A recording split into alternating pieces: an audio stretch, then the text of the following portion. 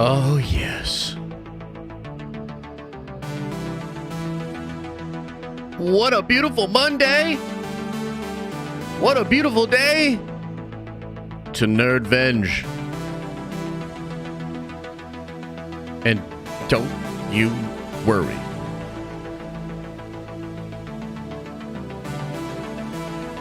I'm on my way.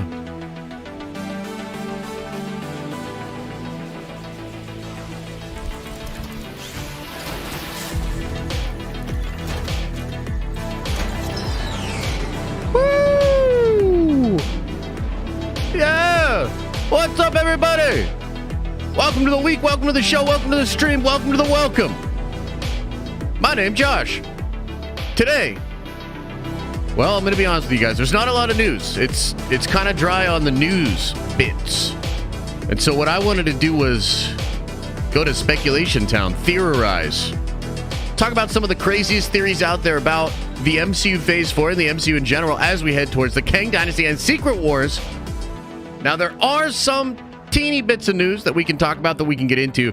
But really, I kind of wanted to just kick it, talk about some of these theories, theorize and speculate with you guys, and then try to like come up with what we think is going on. Like, how is this all going to work when it comes to Phase 4? So that's what we're going to do today. Maybe we'll watch some videos as well. I'm pulling into the tower. I'll see you in a second.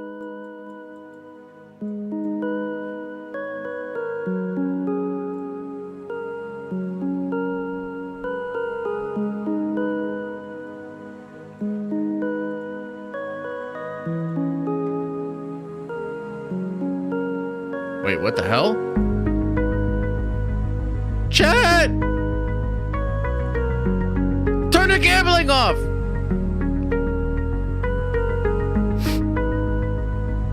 Oh, congratulations. Congratulations to some of y'all that got a little gambling in there. Good for you. You feel real good about yourself? Did you win?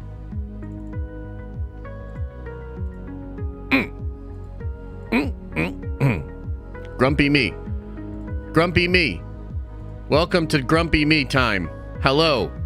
Hello, hello, hello. In all seriousness, appreciate you guys being here. Happy to be here with you guys, as I always am, man. I've been having a blast on these streams. I hope you guys have been having a blast on these streams. So I think we'll have another good one today, and we should have a good week of streams and content. There's a couple of things that I do want to say, though, right off the bat. Number one, this is going to be kind of a weird week.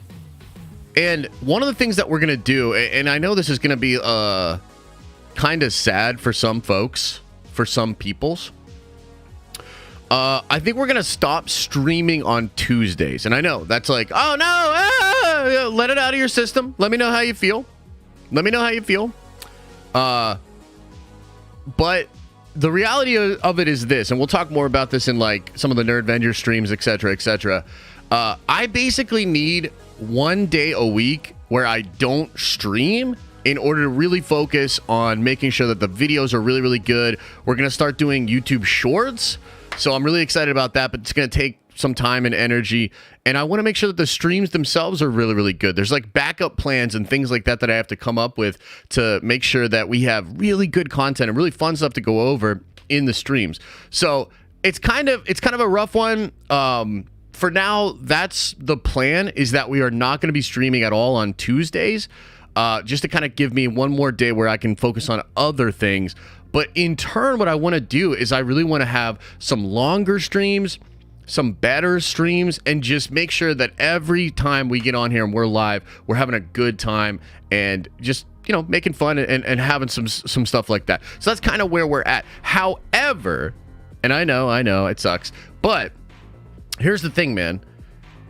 I have this really weird thing going on. What happened to Friday's stream? Dude, it got blocked by Amazon. I couldn't believe it. And it just got unblocked, I think, like yesterday. And so if you guys were here live on Friday, you know, we reacted to the Amazon trailer. And I'm wondering too, did anybody else, like any other YouTubers or whatever, get hit for a reaction for that? I don't even think many people did a reaction for that because it was so inconsequential mostly, you know? It was almost like a meme, the trailer, right? But yeah, so basically, dude, it got blocked, and I don't know. I almost felt like it was the reaction that I had, but I don't know. That's probably not the case. It's probably just Amazon just thinking that we were just playing the trailer or something. So yeah, Amazon blocked the trailer. Sucked, dude. Like, really sucked, because that was a fun stream, and I know a lot of people watch it on the replay, and so I got a lot of messages about it, and it's just crazy because it's like literally 2 minutes of like an hour and a 40-minute stream, and they just blocked it, dude. It sucks. Okay. But let me talk to you about this, and I'm curious if this has ever happened to you guys before, chat. This shit has literally never happened to me in my whole life, but apparently they're doing a thing with the electrical grid where they're going to have a planned power outage that's going to last from 8 in the morning to 2 in the afternoon this coming Wednesday. Have you guys ever experienced that?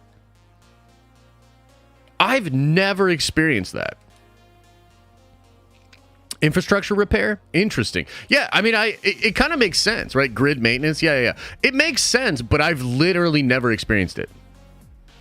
Like, when I heard about it, I was like, dude, what?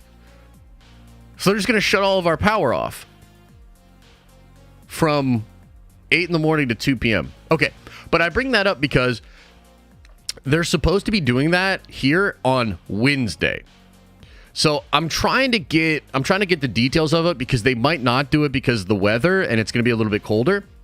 But if they do it, I won't be able to stream, obviously, on Wednesday, which is normally when we do our Nerdventure stream. So instead, we might do a Nerdventure stream tomorrow.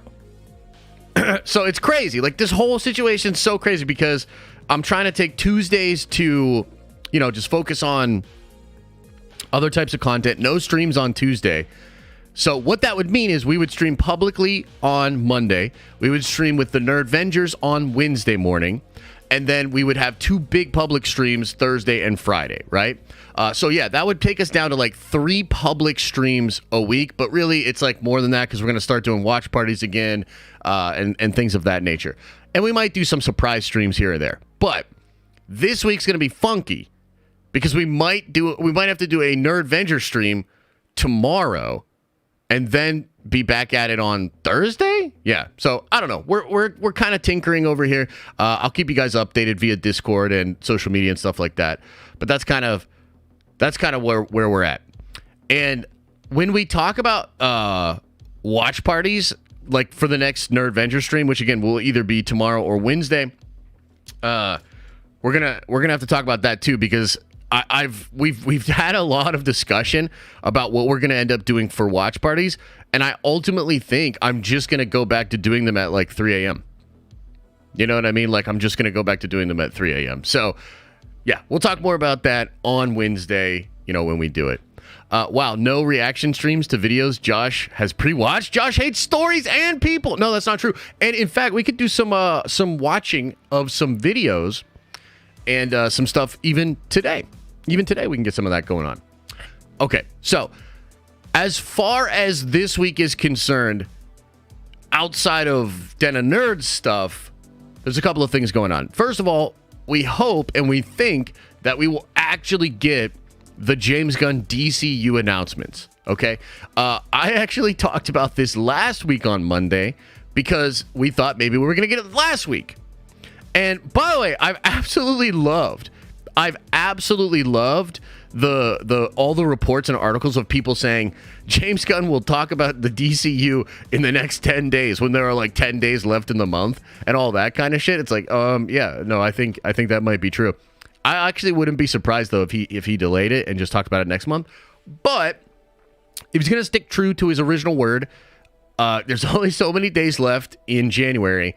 And so hopefully, maybe, possibly, we will get that announcement this week. Juan, welcome to the Nerdvengers. You are a Nerdvenger now.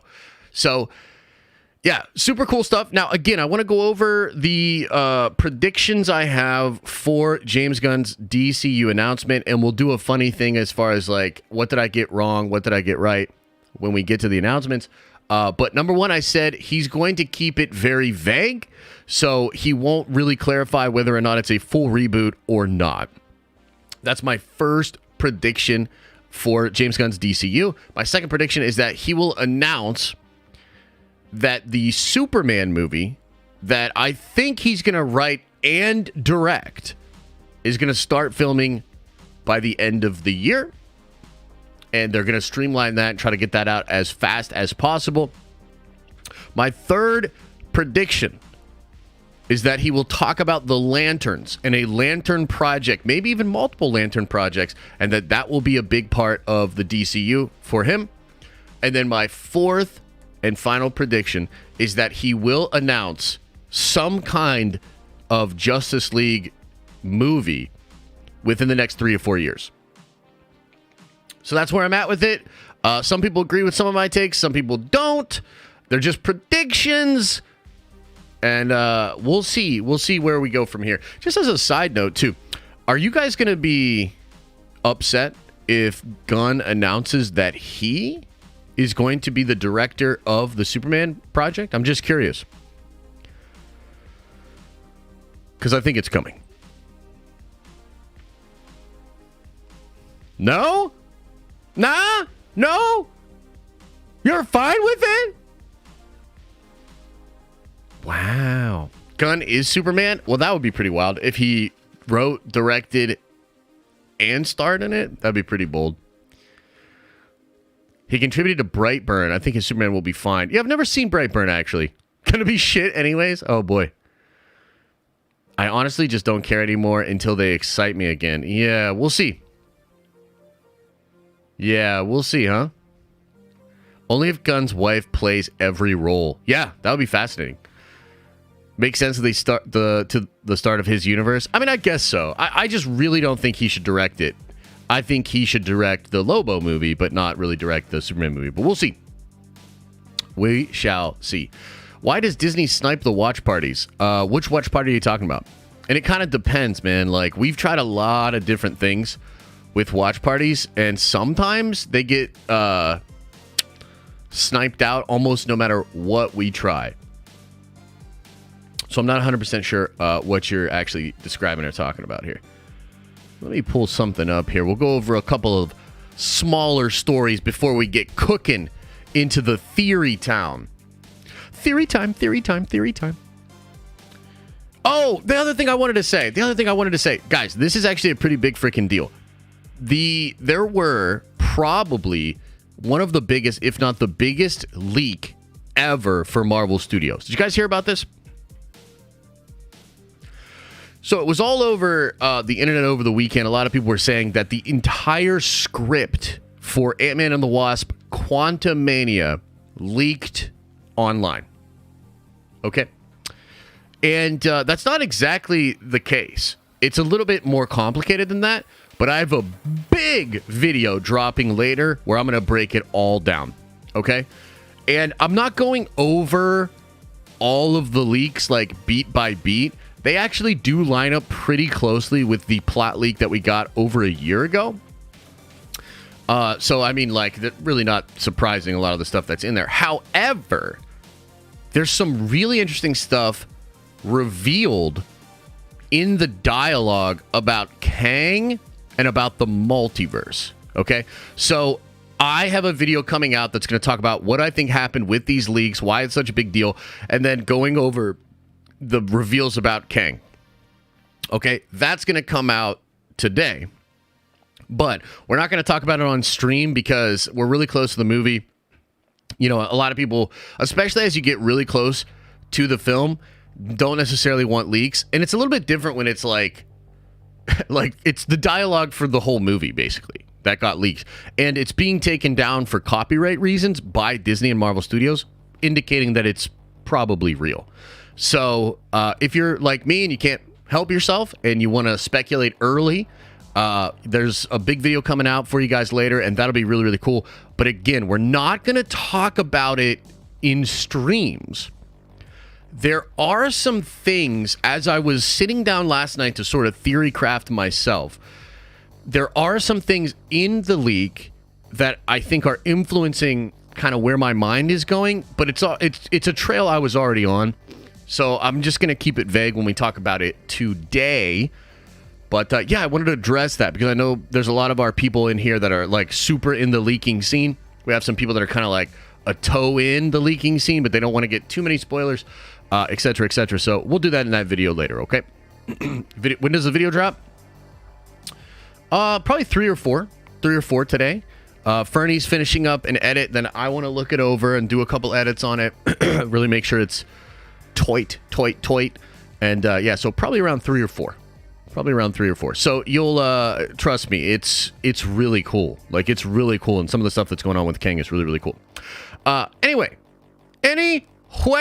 let's see here. There's a couple of fun things going on in the nerdy world. Did you guys see the Alden Ehrenreich thing? Where he's talking about being in Ironheart? I actually keep forgetting that he's in Ironheart. So we'll go over this. It's very short. It's like 11 seconds, but I wanted to show you this. Where are we at? Let me get this pulled up for you. Let's see here. And I got to adjust this screen thing, too. I have to work on this later.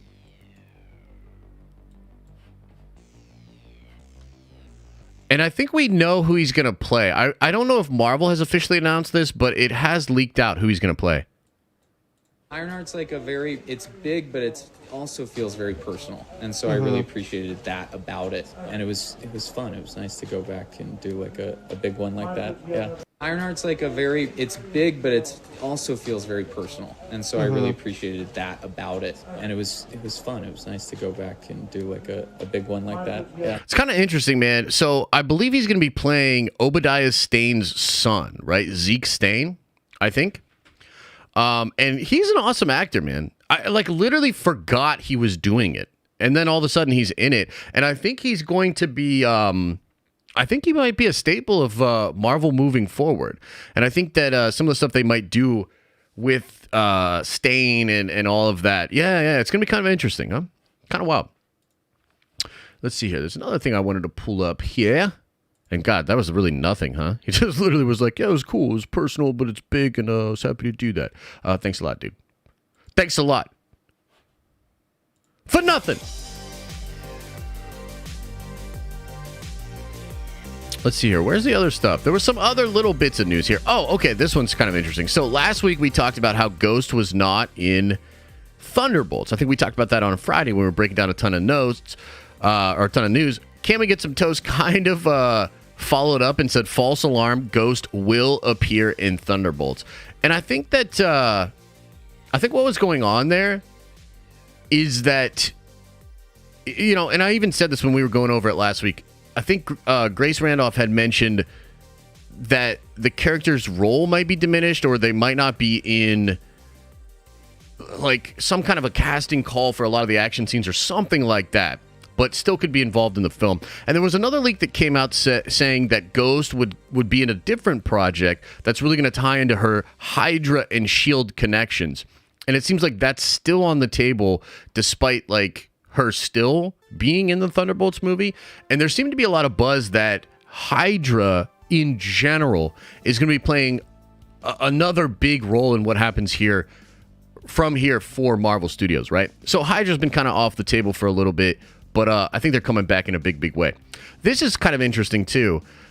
Casey Walsh is teasing out that Vision Quest is going to involve this cast of characters here. So a lot of the young Avengers, and including a Kid Loki, America Chavez, Wiccan, Hulkling. Is that Kate Bishop maybe? And Speed? Crazy. Pretty freaking wild stuff. So one of the things we've been sort of following is the magic, celestial, cosmic connection, right? That's a lot of what the theory crafting today is going to be about as well. I mean, we'll see. We'll see how it takes place in Agatha Coven of Chaos. We'll see if that project still gets delayed into 2025. And then we'll see how Vision Quest is going to go. Because Vision Quest is supposed to be mostly about Vision himself, but the Young Avengers, it's interesting. It seems like they're taking Children's Crusade and maybe like a different group, like, you know, an MCU version of that, and kind of injecting that into Agatha Coven of Chaos, and then that will follow through into Vision Quest and then pop up later. Now, again, there's part of this that's going to get even more interesting after we all watch Ant-Man and the Wasp: Quantumania, because I think there's even teases and hints at that being developed at the end of Quantumania. So we'll see how all of that goes. But just kind of a little tidbit I wanted to touch on there. And let me see. Is there anything else? Is there any other little bits of nerdy news before we get theory crafting, before we go deep on the theories? Is there anything else? I think it's all really tiny stuff, man. It's all really, really tiny stuff. Okay, let's get into some theory crafting, shall we? And I would like your guys' help with this too. And there's a theory, isn't MT, right? MT, Mastertainment, I think is his full name. He does a lot of stuff with New Rockstars, right? He has like a version of this theory as well, right? Because as I was researching it last night, it's been years, dude. Literally before Doctor Strange even came out, there were people talking about the different colors and the energy and what it could all mean. Check the mailbox today. Okay, cool.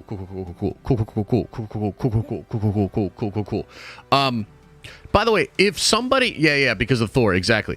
If somebody did MT like do a video like clarifying what his theory is exactly? Like, is there a video out there that we can watch to sort of try to break this down?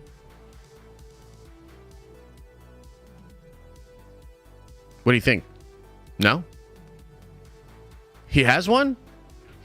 Can somebody link it to me? Because we could go over that. That might help us out a lot. It's pretty long?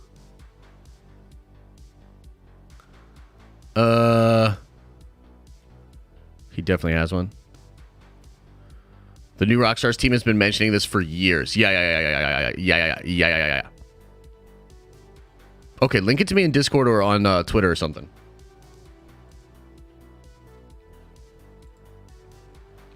It's like 15 minutes. That's not bad. We can do that. He goes in depth on each color of the stones. So that's another question that I had. As I was going over this last night, I was like, I do wonder. Marvel trigger theory? Is that what it is?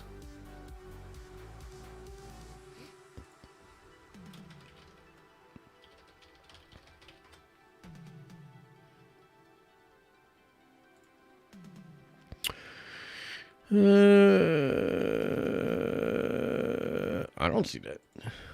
I don't see it there. Where did you link it to me? On the general channel on Discord? Yo, you guys are wild. Where's it at? I don't see it. Where did you link it to me on Discord?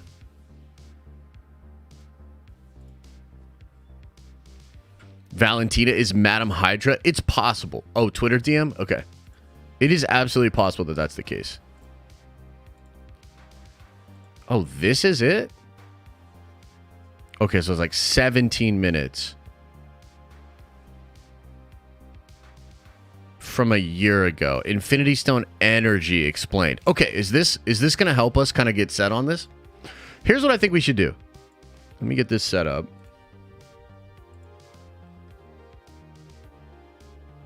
Okay, let's sort of preface the whole thing by talking a little bit about just Marvel, the way they do things, and where my mind is at with this whole situation, okay?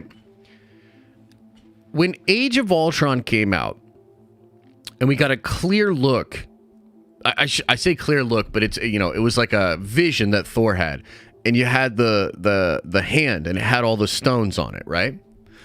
When that happened, it really galvanized a lot of fan theories, and it gave us the Easter eggs and the MacGuffins and the things to look for as far as how to understand how the Infinity Stones had played a big and major role in almost every film leading to Infinity War and Endgame, right? And that movie really solidified that. It was a great theory. I remember like when it happened and then everybody's like, oh, well, the reality or the Aether in Thor 2 kind of looks red, like maybe the reality stone, all of these different things. And we didn't even know for sure that that was the case until I think Guardians, right? Well, Guardians, you knew it was an Infinity Stone for sure, but we didn't know where the other Infinity Stones were. And so a lot of people are thinking that phases 4, 5, and 6 are going to do a similar thing where you're going to see these little MacGuffins that are either things connected to Kang or like the wider multiverse, right? And I've been thinking about perhaps like either energies or dimensions, types of magic or power, I guess, that will play an important role in what is going to happen in the Kang Dynasty and in Secret Wars, right? And so you might start to see some of that being played with by the time we get a little bit further down in the MCU towards these movies, because that would be a great thing to like get fans to focus on and think about as we move forwards, right? So you've got like Wanda is probably the best example of this because she is using reality warping power. It's all red. It's, you know, Scarlet Witch. And it ties to like what was in Thor 2 and of course the reality stone itself. But that seems like it's a form of magic, chaos magic, that is directly tied to the Infinity Stone. And I'm not sure that's going to be the case with the other colors and the other powers, right? So there's like Eldritch magic, which is what Doctor Strange uses with like the gold and stuff like that to like summon weapons. Here, let's watch this first, actually. Before we get into this video, let's watch this one. And it's like it's real short, and it just goes over the different kind of energy. And this is an older one.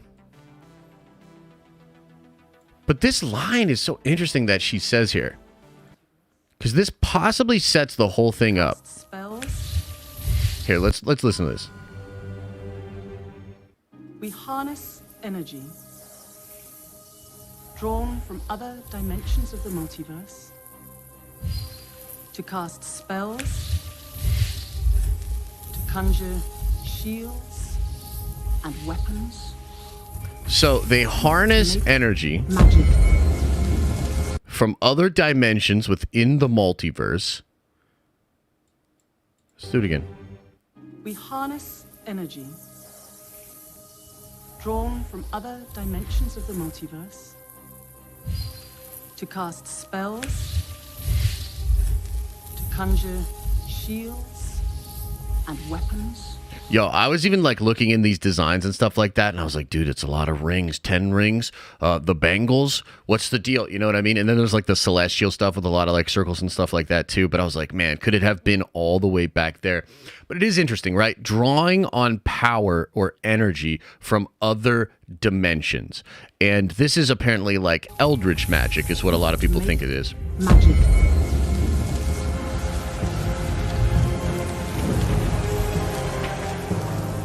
By the way, Doctor Strange 1, super underrated movie. My God, that film's great. Red magic equals chaos magic. This is pretty obvious. Incredible scene, too. I loved this part of WandaVision.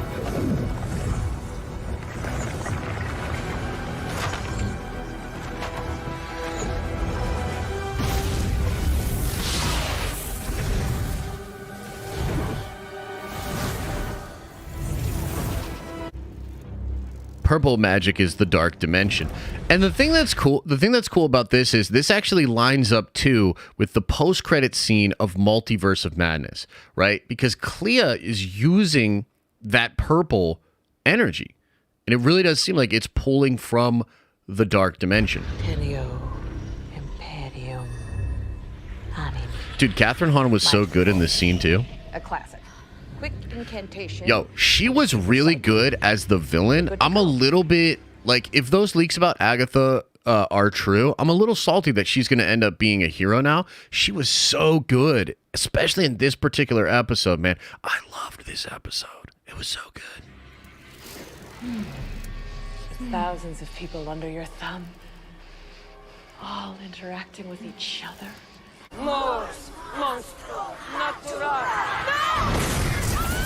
Okay, so here we have the blue magic of the witches, right? And it's, you know what's really interesting is like Jack Schaefer actually talked about this. After this show, Jack Schaefer talked about how the colors of the magic were an important sort of calling card for them, and they wanted it to be very specific. And so this blue magic then gets absorbed by her, and she uses the purple magic, right? You also see Wiccan. When Wiccan uses his magic in the show, when Billy uses his, it's also blue like this, right? But like the blue to me, that doesn't match up with the space stone or the space gem, right? So like, I don't think there's a one-to-one with the colors and the Infinity Stones, but nonetheless, there's some kind of a distinction obviously happening here.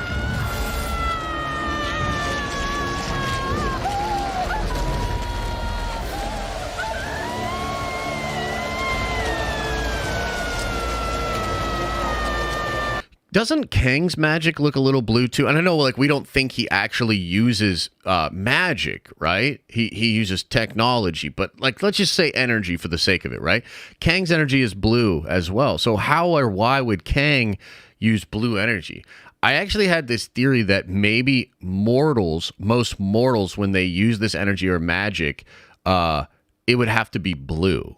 You know what I mean? Like, it would pop up as blue because Kang is human after all. Right? And America uses blue magic as well. Yeah, so America, when she's tapped into the her powers, you do see it as blue. And when she cracks open the star portal, it's blue as well. Right? Yeah, kind of interesting. Cool stuff. Cool stuff. Okay, now let's watch the MT video. Spider-Man No Way Home trailers by now, so you definitely have seen all of those hot purple cracks appearing all over the Statue of Liberty. Yeah, what's up with those? What the hell are those things anyway? What are they? I think I know what all that purple is. However, to explain the purple, we gotta go full Steve Urkel and break down the secret hidden science of the entire Marvel Cinematic Universe. That's what I'm talking about. Brought to you by Squarespace. From websites and online stores to marketing tools and analytics, Squarespace is the all-in-one platform to build a beautiful online presence and run your business. So let's dive into it, my nerd babies, because hopefully by the end of this video, you'll be able to see the MCU like Monica Rambeau do, because it is truly a spectrum of energies that represent every— Yeah, I think they just confirmed that she's actually being known as Photon, right? Let me double check this. Let me see here.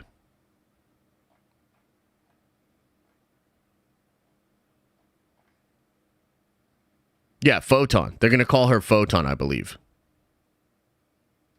Yeah, Monica's name will be Photon. That's going to be hella cool, though. Photon's a cool character. But regardless, dude, she's the standout to me, one of the standouts of that show. And the way they did her powers, oh my God.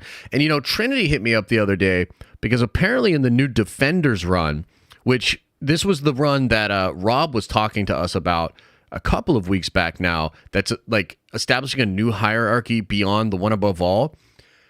Apparently in that book, the Beyonder senses Monica and he wants her energy or something like that. So like, that's why the Beyonder's coming back. And the other thing that's really interesting, and I'm going to be like super ADD about this shit. We're kind of jumping all over the place. We're getting super sweaty. It's rumored that this big Marvel changing event that Jonathan Hickman is working on is going to revolve around the Beyonder. So you can see, like, and I love this shit, right? That Feige's like working stuff in the comics in a very like recent modern way that then's going to tie into the Marvel Cinematic Universe. I think it's really brilliant.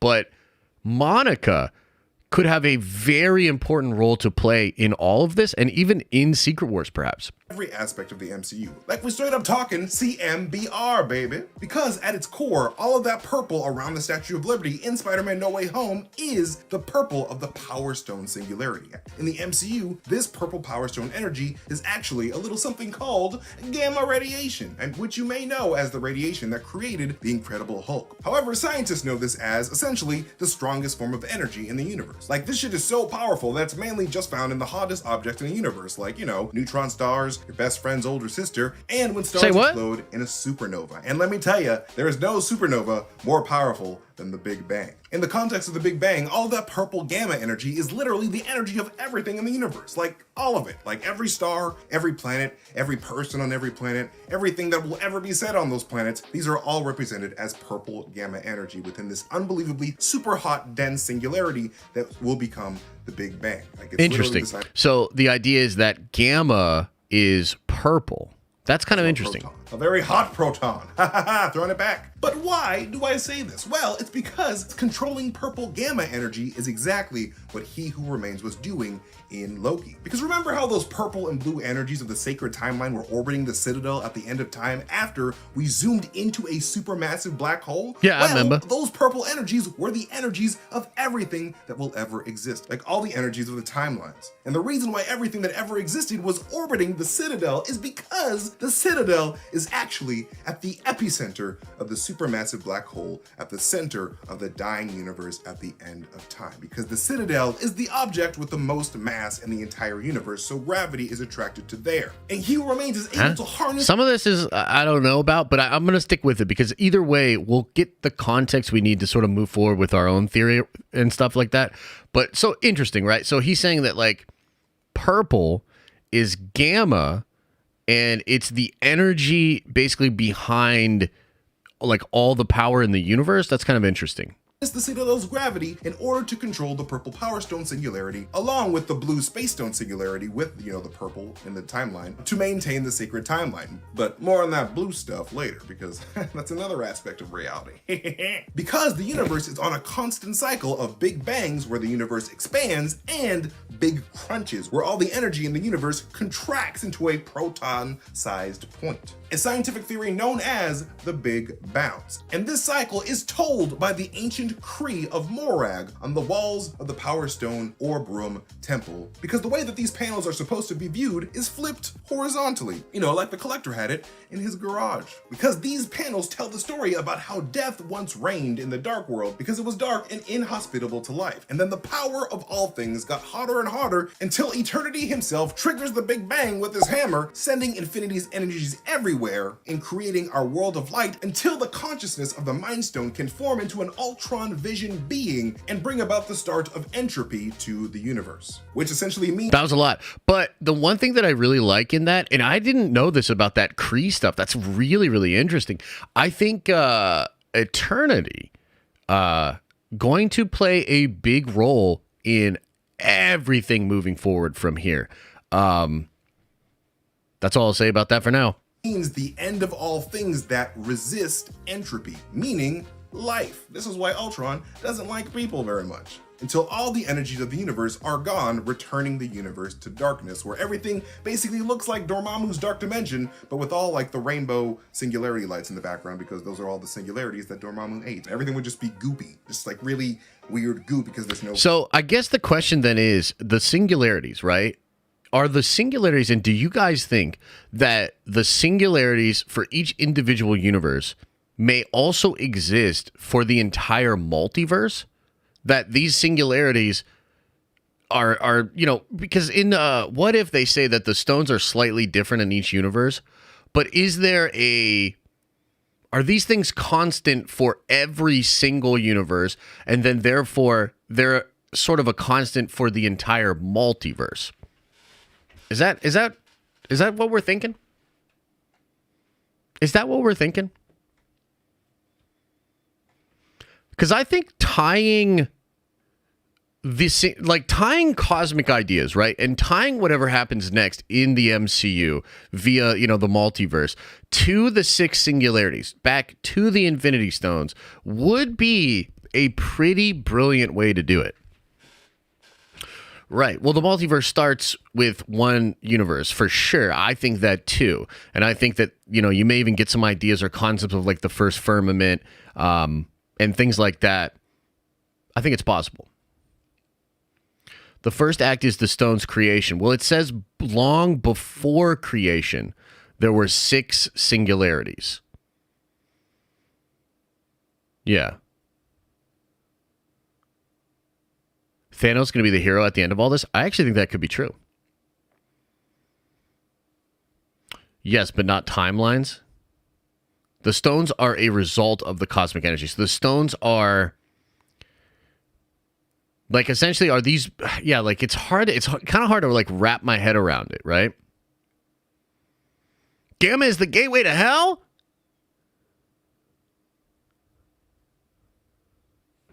In the comics, the gems are Nemesis, a character older than Eternity. Yeah, and how does Eternity play a role into that? It's interesting that they said like he then like hits it and then there's like creation via Eternity. It's kind of interesting. Let's keep going. There's no form. There's nothing. So that's why the Dark Dimension looks like soup. And because of this, the void in Loki is literally the MCU's interpretation of what happens to matter and energy inside of the black hole that forms at the end of time. And this is why Renslayer describes it as A void at the end of time, where every instance of existence collides at the same point and simply stops. because it's a black. Kind of interesting. We might see something similar in the Quantum Mania movie as well. Right, connected to all things at once, but the void is it all just ending. It's kind of interesting. And all of these Lokis inside the void are literally inside of this final black hole, trying to avoid having their life forces broken down by the personification of the destructive power of the black hole, Alioth himself. Alioth is essentially the weaponized destructive darkness of the biggest black hole in the universe. And this is why Alioth and all the hungry hippos of the MCU, like Agatha Harkness, the Dweller in Darkness, and Dormammu, all have these glowing purple energies. Like they ate so much energy that they have entered the highest energy frequency state possible, the gamma frequency. But anyways, the point of all this is the significance of crossing the threshold in the Loki finale is that Kang allowed the black hole to cross the gravity threshold. Like the black hole literally ran out of shit to suck on the black hole's event horizon. And because of this, Kang basically lost the use of gravity to maintain the flow of the everything energies of the universe. So what we're basically seeing here at the end of Loki, when we cross the threshold, is some of basically the stuff's like it's like heady, but it's also heady in a way that like I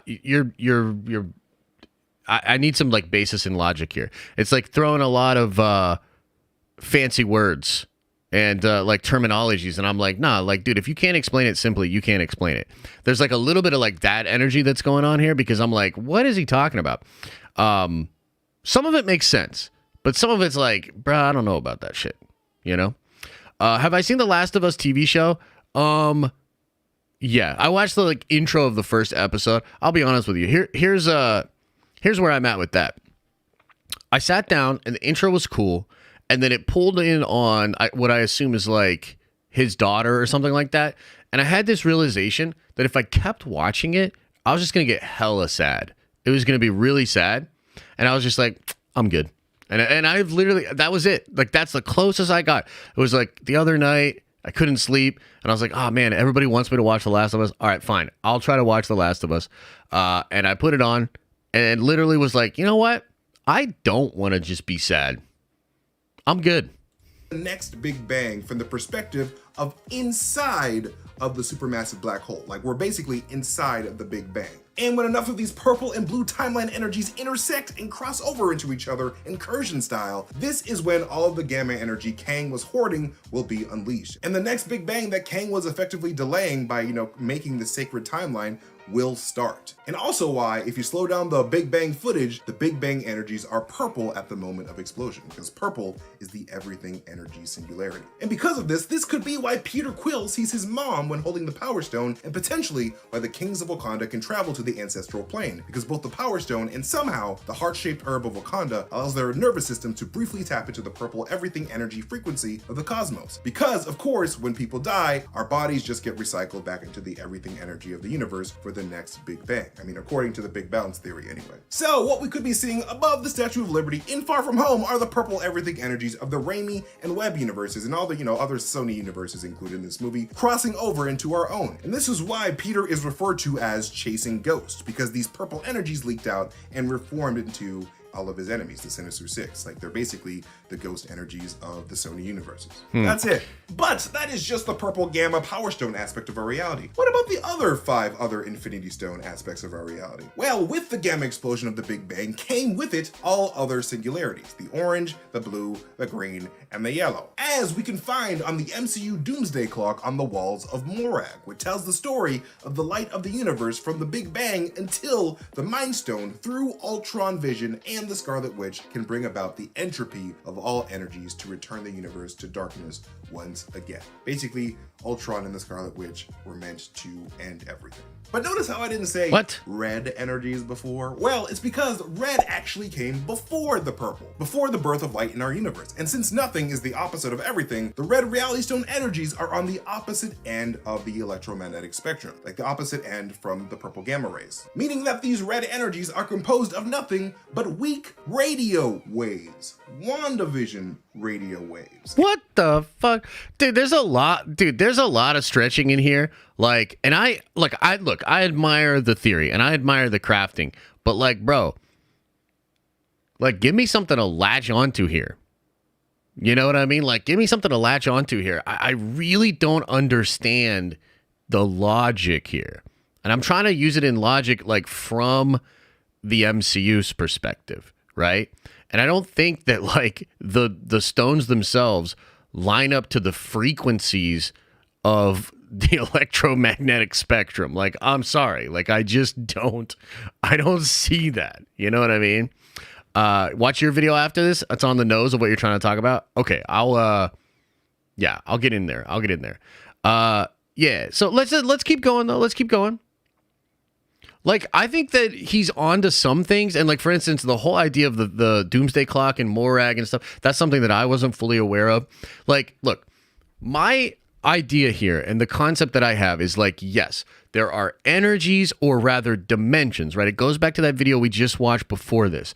We harness energy from other dimensions within the multiverse to summon and create magic, right? And so there's all of this energy that's perhaps stored in other dimensions or places within the multiverse. And I think that they're constant in a way that for Kang to truly conquer the multiverse and perhaps even overthrow eternity, he will have to understand and be able to harness these different powers and energies. That's kind of like where I'm at with this. And I think that there's definitely links to the singularities and some of the principles that are building the Marvel multiverse and the colors of the energies. But like, I've been thinking a lot about, like, for instance, like, I'll just jump ahead to some of the stuff that I am kind of thinking about and some of the stuff I wanted to talk with you guys about, right? So I was thinking about the Phoenix Force, okay? Because if it is true that Jean Grey is going to be in Secret Wars, and I think that's an obvious move, right? And if the Phoenix Force is going to be truly connected and sort of, if they explore the concept, the idea of the white hot room, and then even some of the like metal that you can take from that, it's really interesting because the white hot room is supposed to be this place of creation for basically all of the life energy that's in the Marvel universe. And so the idea of like even the Phoenix Force being destroyed and then having a new Phoenix egg and the idea of like life and then burning death and then life again from the ashes, that's probably going to be a concept that could stand up against whatever Beyonder power that Kang has, right? And so, like, I was thinking about, see, Trev doesn't think they're going to go that deep with the Phoenix Force. I think they will, bro. I think they will. I think that that's part of the whole plan here is and this is something I was thinking about last night as I was theory crafting. I was like, okay, so think about it from this perspective. If, let's say, He Who Remains is jumping around the multiverse, grabbing up different heroes from different multiverses. I was thinking, well, maybe he's going to grab specific characters from these other franchises that have an innate ability to tap into some of these energies to give them some big guns to fight against Kang. And the two really obvious ones that came to my mind were the Phoenix and either the Silver Surfer or Galactus, shitty ass Cloud Galactus, right? From the Fantastic Four. But if you think about it, the Silver Surfer is able to tap into like the power cosmic, right? And Jean Grey is able to tap into the Phoenix Force. And the Phoenix Force is kind of interesting because it has like the idea of like life and maybe even the idea of like souls, right? Which made me think of like the Soul Stone. But it's also really psychic, it has to do with like the mind. And Jean Grey, as being a very powerful psychic, was really attractive to the Phoenix Force. So I was like, these are the kind of like the thoughts that I'm going on. Because I think it would be kind of interesting if they had to go get these specific characters to then on Battle World be able to tap into these energies. And I also was thinking of this idea that let's just say that all of these dimensions or energy or whatever you want to call them, right? Maybe it's the case that this energy is spread throughout the multiverse. But as the multiverse itself shrinks and is destroyed by incursions, and you get to a point where there's just like one planet, perhaps the available power from these different energies like increases 10-fold or 100-fold or whatever, right? Like, so these are just some of the like ideas and some of the things that I'm kind of thinking of that could go. Cosmic currents. What's that? What's that? Noah? Shout out to Noah. I'm glad he likes the streams. It's 42. Why like Grogu? I mean, Grogu's all right. I'm kind of over it. Talked about in No Way Home. Okay. Well, let's keep going a little bit more on this theory here.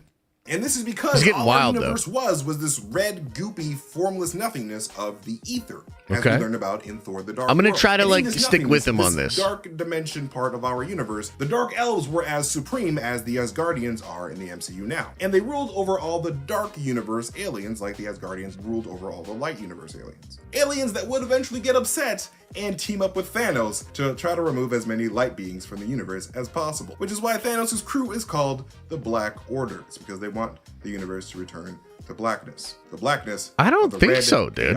Like, I just don't think so. I don't think so. I think Thanos wants to fuck up the Celestials. And I think that's what he was doing. And there's another thing that's going on where I think, and there was a thread, a really interesting thread, and I'll pull it up in a second here, about soul energy being some kind of cosmic energy and perhaps the connection between magic and the power of the Eternals. In fact, let's pause for a second. Let's go over this. So all those weird monsters, like respect to MT, right? I got nothing against him. I love theory crafting myself, but that's just like a little heady and like there's so many leaps there. I'm just not sure. So let's talk about this. This is pretty freaking wild. Let me see if I can zoom this in for you guys here. Okay, so it says theory: soul in the MCU is made from the cosmic energy, possible connection between magic and the power of the Eternals.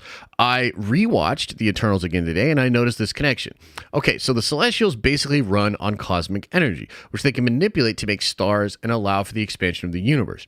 The Celestials are born by absorbing energy from conscious, intelligent life. What sets intelligent life apart from other forms is consciousness, which is what older civilizations called soul. Scientists can't exactly understand how our prefrontal cortex can combine so much information at once and organize it in a way that lets us have self-awareness and perhaps even be able to plan ahead based on very complex understanding of our previous knowledge and experience, which is essentially what consciousness is. In the MCU, I've seen multiple times that human self-awareness is indeed based on a spiritual part of our organism called the soul, or an astral projection. Hence, the Celestials absorb humans' souls. Kind of dark, right? Which means souls are made of cosmic energy. That goes back to Doctor Strange, where the Ancient One told Stephen that he must tap into his soul to be able to manipulate the interdimensional energy. I think the Eternals can do very similar things to what Doctor Strange can do because they essentially both tap into cosmic energy. Bonus point, I had made a post about this when the movie came out, but since it's relevant to this train of thought, I added it here. Cosmic energy in the MCU seems to be what we call dark energy in real life physics. Dark energy is supposed to be the universe's own esoteric energy that allows for the acceleration of the universe's expansion. And the universe's expansion, more dark energy is created, and the rate of acceleration increases even more until the eventual heat death of the universe due to the increased entropy.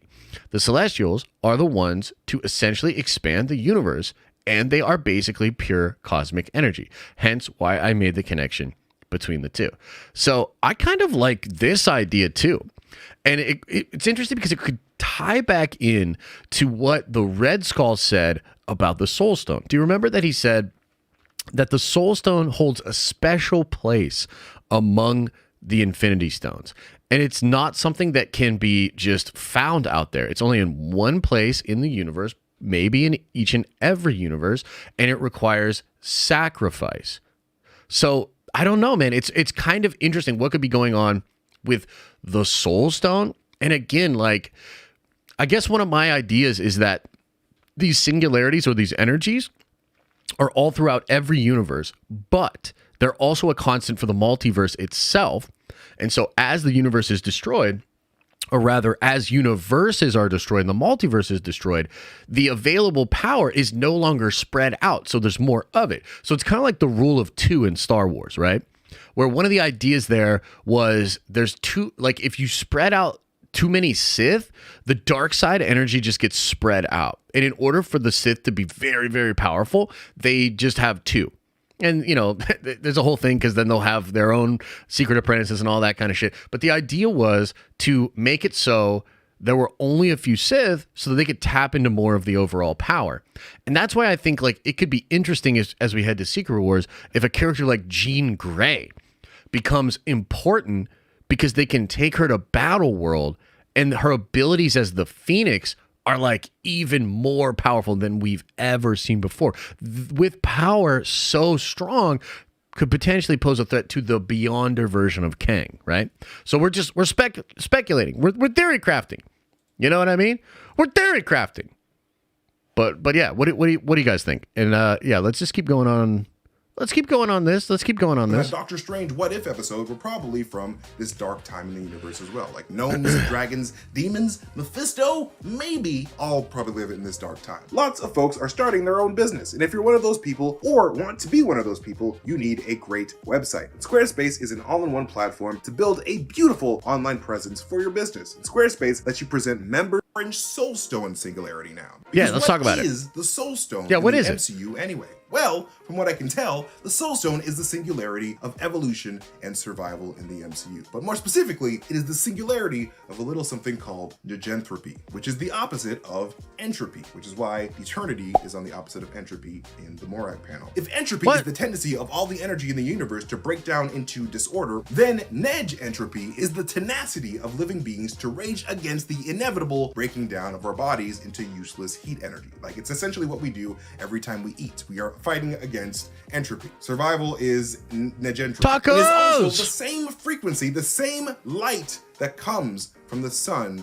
of MCU Earth. Because the Soul Stone is basically the Soul Stone, S-O-L, which means sun. Ha ha ha. Nice play on words, Marvel. And this is the singularity that the Eternals, the Sovereign, the Extremis Program, Shang-Chi, Janet Van Dyne, the Nova Corps, the Dragon-Scaled Warriors of Ta Lo, Captain America's Vita Rays inside of his transformation chamber, and the Wizards of Camertage and Waverly Place, and every single human on MCU Earth are all about. And it's a singularity that a lot of beings out there really want, like, you know, the Dweller in Darkness and Dormammu. Good singularity to have. Because this is the singularity of our sun, and the singularity that will likely be responsible for the— But why would the dark dimension want the soul energy if their goal is entropy?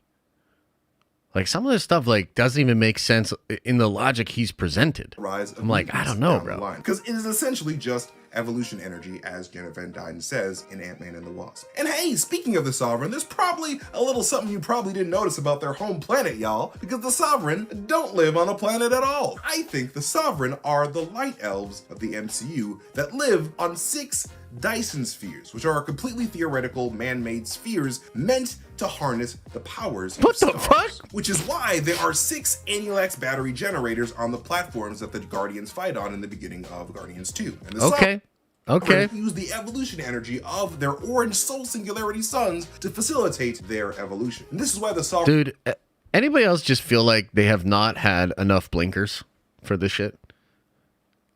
Like, throw one into the chat if you're like, yo, I need a few more blinkers to understand this, you know?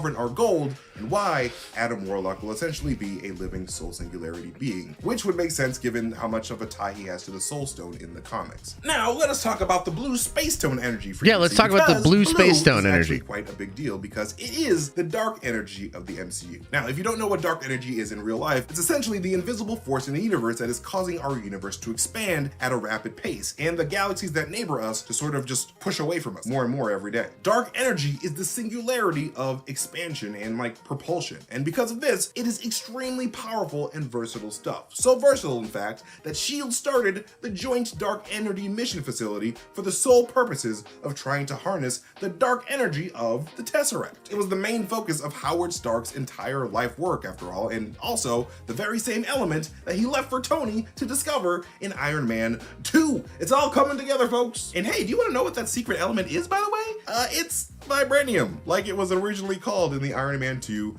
novelization before Marvel retconned. Ooh, that's interesting. I didn't know that. Why they retconned it in case they wanted to, I don't know, send a glowing blue dark energy vibranium mound to Wakanda in a future Black Panther movie. But I thought that this was the vibranium had the energy of purple because it's all gamma and it's power. Like, what the fuck, bro? Like, what is, like, I don't know, bro. I don't know about some of this. By the way, too, did y'all know that they found some stones in the Congo that apparently have an electrical charge? They're just found in the ground with energy. Pretty freaking wild, man. Pretty freaking wild. That's right, my beautiful nerd babies. Vibranium is dark energy, which is why Tony was able to use it as a power source. But I thought it was the other energy. I thought it was gamma. For Killmonger's anime murder machines. Sword was able to stimulate the vibranium in White Vision's body to act as a sustainable blue power source, and why MCU Ironheart will probably be called Ironheart in the first place, because she will learn in Wakanda Forever that the vibranium metal's ability to be converted into the same power source of Tony's new... No, they were like, yo, you can't take this suit. We're not giving you this vibranium, bitch. That's what actually happened. But now that you understand about dark and soul energy, you can kind of understand Captain Marvel's powers more, and why she glows orange when she discovers her power towards like the third act of the film. Because when she gets more confidence in herself and stands up to the Supreme Intelligence, she unlocks her Terran soul singularity powers and uses it in combination with her Tesseract dark energy powers to activate her flight and make her even stronger. Like she's basically a living fusion nexus of 2 singularities. Like, so yes, Captain Marvel is a living nexus of 2 singularities, much like Wanda became the nexus between the chaos and... Okay. I think we need more blinkers. And I think MT needs less blinkers. I'm just going to be honest. This is like the after a long night at the bar, having smokes back at the crib kind of conversation. And it is, we have left the station. It is way too, like, this is, I don't know. Mind Stone singularities when she destroyed Vision's stone. That is the exact moment Wanda became the Scarlet Witch. She could not do that before Vision's stone was destroyed. She's using both chaos energy and the Mind Stone's atomic energy. But anyways, let's talk about the Green Time Stone next, gang, because this is my personal favorite just because of how wild it all actually is. Because the time stone is actually a gravity stone. Because when Doctor Strange uses the time stone, he's just manipulating the gravity around him to manipulate time. Because time works differently depending on the level of gravity around you. And this is the secret of the airbending Tylo warriors. Like, they're not manipulating air at all. They're all just manipulating gravity. Because So it's all just Inception? Or what's the movie that he made with the gravity thing? Interstellar? So it's all just Interstellar? Tylo is actually sitting on a massive green time stone that both the Tylo warriors and the Great Protector tap into to fight. The green energy frequency of the MCU is gravity. And once you understand that, you will begin to understand the secrets of Tylo. Bro, I'm not trying. All right. I'm not trying to hate. Okay. But I literally feel like every time this man says, and now you understand, I understand less. I don't even know what to do with my hands anymore. What is happening?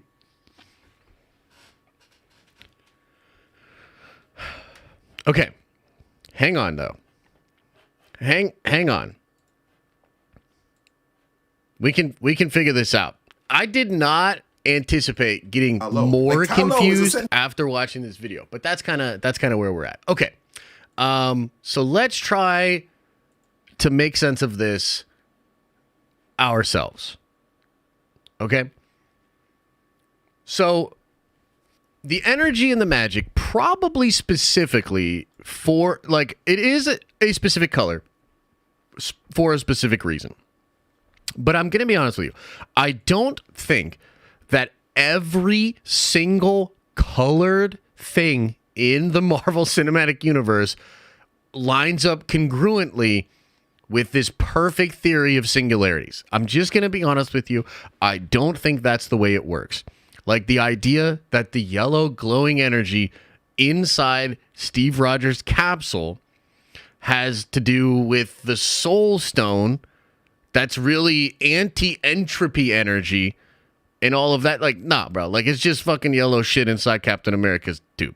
Okay? That's what it is. But I do think that there is something going on with this energy tapping into different dimensions. I do think it could have something to do with the singularities themselves, the ideas of the stones, and they could be universal constants, therefore multiversal constants. And I think it could tie into what Kang is essentially trying to do. So here's a question. Why is the time stone green, but we've not seen much green at all via He Who Remains, via the TVA, or via Kang? Right? Like, that should just full stop show you that there's not this, like, perfectly crafted, you know, way for that to all work together. You know what I mean? So, play the video, he'll explain that. Loki uses green, yes, Asgardian magic, right? Like, what's the deal with that?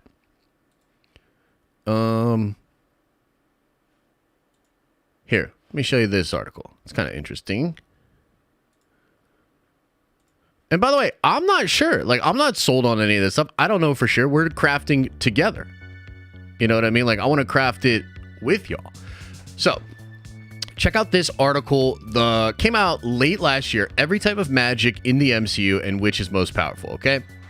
So they talk about celestial magic, right? This golden magic that the Celestials use. It's all over their stuff when they're using their powers, when they all are tapped into, like, the mind meld together.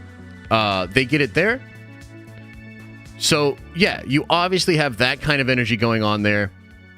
It seems to be pretty freaking powerful. Okay, Eldritch magic is the name given to the power wielded by the masters of the mystical arts. But again, is it Eldritch? I feel as though this is a rune, right? Or, you know, something similar to a rune. And it's causing him to be able to tap into power. But with the green energy, he's obviously using the power of the stone. When he's not using the power of the stone, it's that orange color, right? Asgardian magic, okay? And the Asgardian magic is green. Frigga, I believe, even uses magic that appears to be green. So yeah, this is like some kind of illusionary magic or magic like that. But again, why would this be green and the time stone be green? I don't think there's a connection there. Jotun magic, sure. Dark dimension magic. Now this one is probably the most believable. Is the idea that via the dark dimension, any power that's, utilizing that energy from that dimension is going to look purple. Like, again, I think we see Clea using the purple, right? And then you see the dark magic being used by Agatha, seems to tie into dark dimension, et cetera, et cetera. So dark magic, yeah, we think that's probably a thing. Chaos magic, which, again, this could just simply be it's literally tapping in to reality warping power. Another thing that's really interesting about this is the newest rumor that Kang, or one of his variants, is actually going to end up being the author of the Darkhold. So why would Kang, as the author of the Darkhold, put in a whole chapter about the Scarlet Witch? And again, one of the big theories we've had about the Scarlet Witch, going all the way back to WandaVision, is that she could be something of a replacement for either the Beyonder or the Molecule Man, right? And if we're talking about beyond energy, right, which in the comics, the Beyonders put energy into the quantum realm. I think that to them, they called it the microverse at the time. But they put this energy in there, and then usually this energy solidifies and becomes a cosmic cube. Now, what a cosmic cube is in the comics is like a wish stone. It's a reality warping stone. Gives you the power to warp reality. And that's because it's a portion of the power of the Beyonders, which, pre-New Defenders series was the beings that like create all of reality, essentially, right? And they're kind of changing that. It seems like maybe it's now the Celestials that actually created everything, or the One Above All, or the Crown, or something. It's going really, really crazy. But regardless, the main idea here is that it seems like Wanda is a being that can tap in to chaos magic, which we think is like a pure line to reality stone type energy, even maybe greater than the multiverse. It's so interesting that Wanda can tap into that power, even though the stone doesn't exist anymore in that universe. It's been turned into atoms. You know what I mean? So it's like, it's kind of interesting. Cosmic magic, which seems to be coming from Miss Marvel, perhaps a little bit from Carol Danvers as well. I think Photon, Monica Rambeau, also going to have a large part of that, or something really big to do with that kind of cosmic energy. It's really interesting. So, I don't know, man. I'm still like kind of scratching my head, trying to figure it out. Here's another crazy theory we can put on here for you.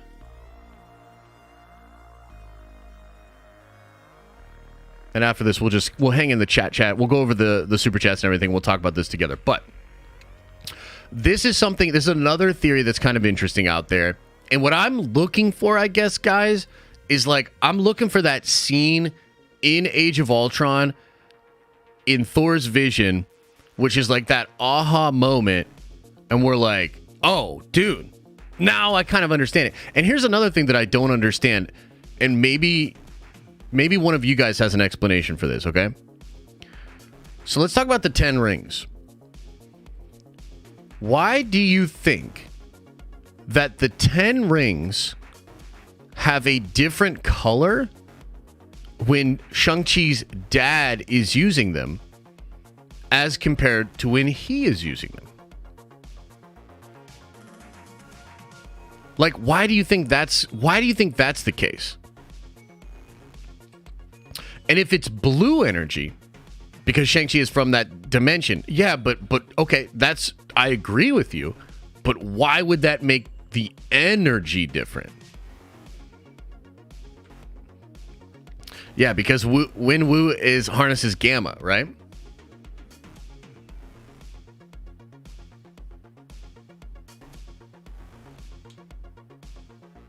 Yeah, so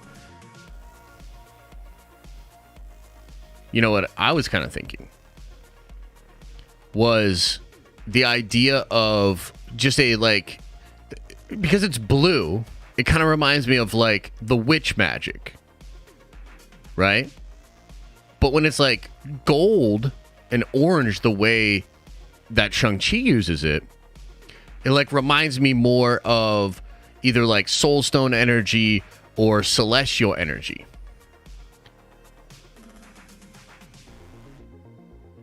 No, his dad would be the wizard or witch, and he would be celestial or something like that. Yeah, it's blue. It's not purple. Yeah. It's tied to a person's energy. Could be. Could be.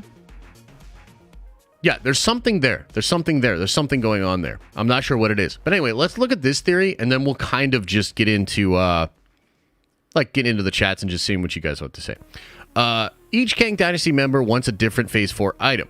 What if the Dynasty part of the Kang Dynasty refers to each Kang variant seeking out a different MCU item related to immortality/time?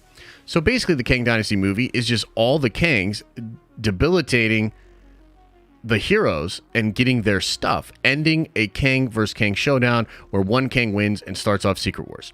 The Bangles allow Kamala to travel back in her own timeline. This is something that Trinity made me keenly aware of.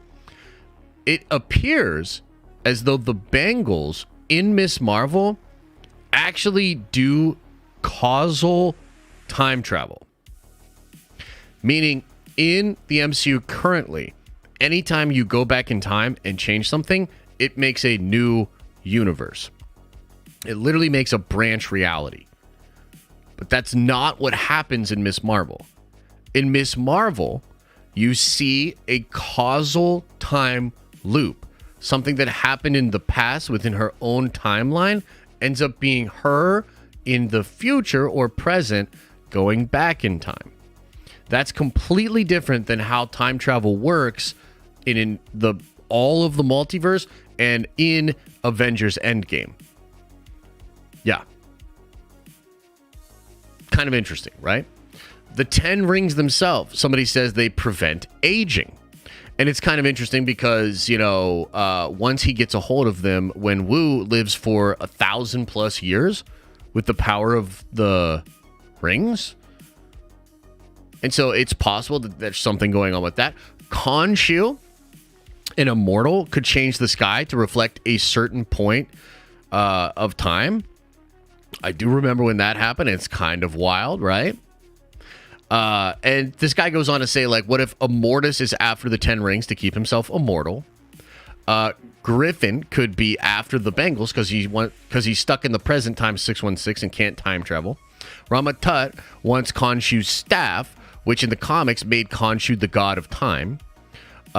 Kulan Gath, a sorcerer Kang variant, wants the Ebony Blade, which in the comics also made people immortal. I don't know.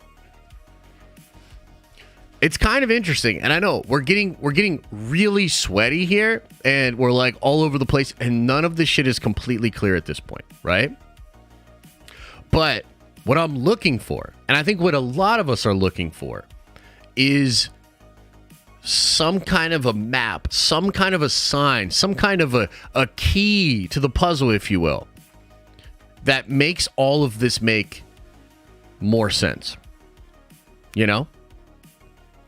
And again, for me, the thing that I was thinking of, and what I think would be really cool, is if the characters that are recruited via the Fox stuff play a really important role in how they're going to end up beating Kang, right? And now let me get a little sweaty on this for just a second here, okay? Let's get a little sweaty on this, and then we can get into some stuff. By the way, are there other videos and some? Because I would be down to watch like another video that like tried to make sense of all of this stuff. So is there another video like that we should watch that's sort of similar to this? You let me know. Because I'd be down. I'd be down to kick it a little bit with y'all.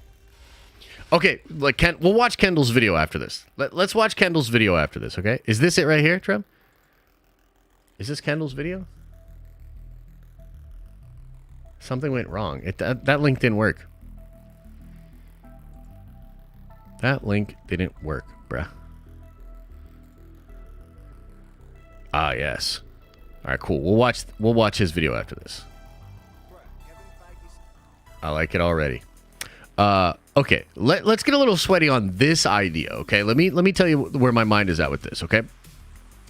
So, I really think they're going to use the end game model, okay?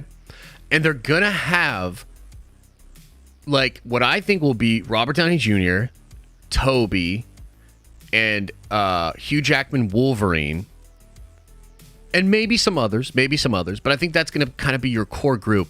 And they, along with He Who Remains, are going to jump into these other franchises. And just like in Endgame, where we revisit really cool moments and parts of the Infinity Saga, where we had the Infinity Stones, we're going to go into these other franchises at really interesting and cool points in time. And you're going to recruit certain heroes. Now, there's two sort of schools of thought that I have on this. Number one, you could see a situation where the characters that are needed don't make a lot of sense initially. This was something that happened in Forever Evil, in the original Forever Evil book. There are two versions of Hank Pym that are brought. There's a version of Hawkeye that's brought, a version of Steve Rogers when he's maybe at his lowest that's brought into the team. And initially as a reader, you're like, how's this team? What the fuck? Why is this team's not going to do nothing? But you later understand that like they're there for reasons, and it'll make sense when you get to those reasons. So it's possible that like they're going to go that route, and they're like, yo, we need Hugh Jackman Wolverine. And like maybe Robert Downey Jr. is like, bro, why the fuck would this guy help us defeat Kang? You see what Kang's doing? Why would we need this guy? And like the real answer is because he's really fucking popular and people love the character, so we're just going to put him in there. But maybe like the logic that the film uses is like, hey man, I'm not going to be able to explain it to you, but you're going to need to just trust me. We're going to need him for a very key moment. Something similar to the way that Doctor Strange was like, I can't tell you it'll change something. We need it to be the perfect one shot that we have to defeat Thanos, okay? By the way, somebody in chat, how many outcomes did Strange look ahead at? How many did he look ahead at? Who's got the actual number? And I could tell I'm getting old. I used to know that number like that, dude. It's what, 13 million? I think it's 13 million. It's 14 million? Yeah, 14,365 and 3/4. Yeah, something like that. So I used to have that. Man, I'm like losing my nerd powers over here, you know? Jeez. But regardless, so that's one possible line of logic that the film will use, and that could absolutely work. But one of the other things that I was thinking about was going to key moments within those franchises and taking characters for a specific energy that they can tap into to be able to use that against Kang in the future. So like Jean Grey. Imagine the scene where it's in the first X-Men movie, or no, maybe even the second X-Men movie, where like you see Jean tapping into that sort of like Phoenix Force ability at the lake facility, right? And what if like they're on their way, they're going, and then all of a sudden like boom, Kang pops up, Robert Downey Jr. pops up, maybe even a different version of Wolverine pops up, and they're like, hey, look, you can read our minds. This shit's really bad. We need Jean Grey, and we need her for a specific reason. And then they take Jean Grey because, again, she can tap into that Phoenix Force, which is connected to one of these dimensions, one of these cosmic type energies that they're trying to do. And that's one of them, right? And then maybe the Silver Surfer, they pop up to the Fantastic Four universe, like after Johnny has that encounter with the Silver Surfer. And they're like, dude, we, Nor and Rad, totally get why you're here, totally get what you're doing, but there's way bigger stuff at stake. Here's what it is. We need you, and we're going to take you because you can tap into this cosmic energy, and we're going to need that when we go fight Kang in the future. And so I was trying to think of stuff like that. Now, the problem is, like, you know, like, where's a character like, you've had as many blinkers as MT now? Hell yeah, that's what we're going for. So the problem for me with the theory is, well, how do you do that with like a character like Blade? Like Wesley Snipes' Blade. If they want Wesley Snipes' Blade back, if they want Ben Affleck's Daredevil back, like how the hell are these people gonna tie into grand cosmic energy or do anything like that, you know? Yeah, I don't know. You know? Am I at an MT level right now? Is this theory MT level of craziness? That's the gene they'll use, Sansa gene. Dude, what if they use both genes? What if the good Kang, He Who Remains, grabs up one gene? And what if Kang the Conqueror grabs up another gene? And then that's the whole other thing. Oh shit, here we go. Oh shit. Oh shit, here we go again. The other side of this, because it seems as though Kang the Conqueror is going to grab up villains. And by the way, I'm going to say it right now. Here's my anticipation. Here's my theory on how and why Kang is going to grab up villains. He's going to be busy trying to do this thing that I think is going to involve eternity. Okay? And he knows that the multiversal Avengers, led by his variant, is going to try to stop him. And so what he's going to do is he's going to go to these other franchises himself, okay? But because he's Kang, he doesn't have to go to the same spot. He doesn't have to go to the same timeline that they go to, that the heroes go to, okay? And I think he's going to grab up like a Fassbender Magneto, and he's going to say, look, bitch, here's what it is. I'm destroying the entire multiverse, and I'm only keeping universes that I like. And these crazy motherfuckers are trying to stop me, and I will offer you, Eric Lyncher, the ability for your universe to remain and to be shaped in a way that you would like if you help me stop these people. Why wouldn't he grab Oscar Isaac Apocalypse? So that's kind of interesting, Trev. I thought about this as well, but Apocalypse and Kang kind of have beef in the comics a little bit. Like in the original Rama Tut situation, it's like it's Kang and like Kang is actually the person that makes them all like kind of turn on Apocalypse, if I remember correctly. So I think there's some beef there. Apocalypse would be really cool. And it's possible, like, maybe Apocalypse would join up as well, and he's really powerful, right? So that could be really, really cool. But I almost feel like Apocalypse is so powerful that Kang wouldn't want him there. You know what I mean? Like, I almost feel like Apocalypse is so powerful that Kang's like, I don't know about that shit, okay? Now, here's another thing that's kind of interesting is Doctor Doom. And yes, I know, it's Doctor Doom, and I can't help myself. I gotta talk. Look, apparently MCU Doctor Doom, we're gonna have to wait. But there's a Doctor Doom from the Fox franchises, and I would say the first version. Who was the homie that played him in the original Fantastic Four shit? I guess not the original, but you know what I'm talking about. The Chris Evans shit. That dude was actually cool as Doom. I thought he was a good Doom. Julian McMahon. Is that the guy's name? Yeah, it was. He did a show called Nip Tuck for a while, right? So, what if He Who Remains grabs up the Silver Surfer, but what if then Kang grabs up Doom after he has the power of the Silver Surfer? And so he's like making a bunch of he's taking a bunch of villains from these different places and putting them in charge of stopping the multiversal Avengers.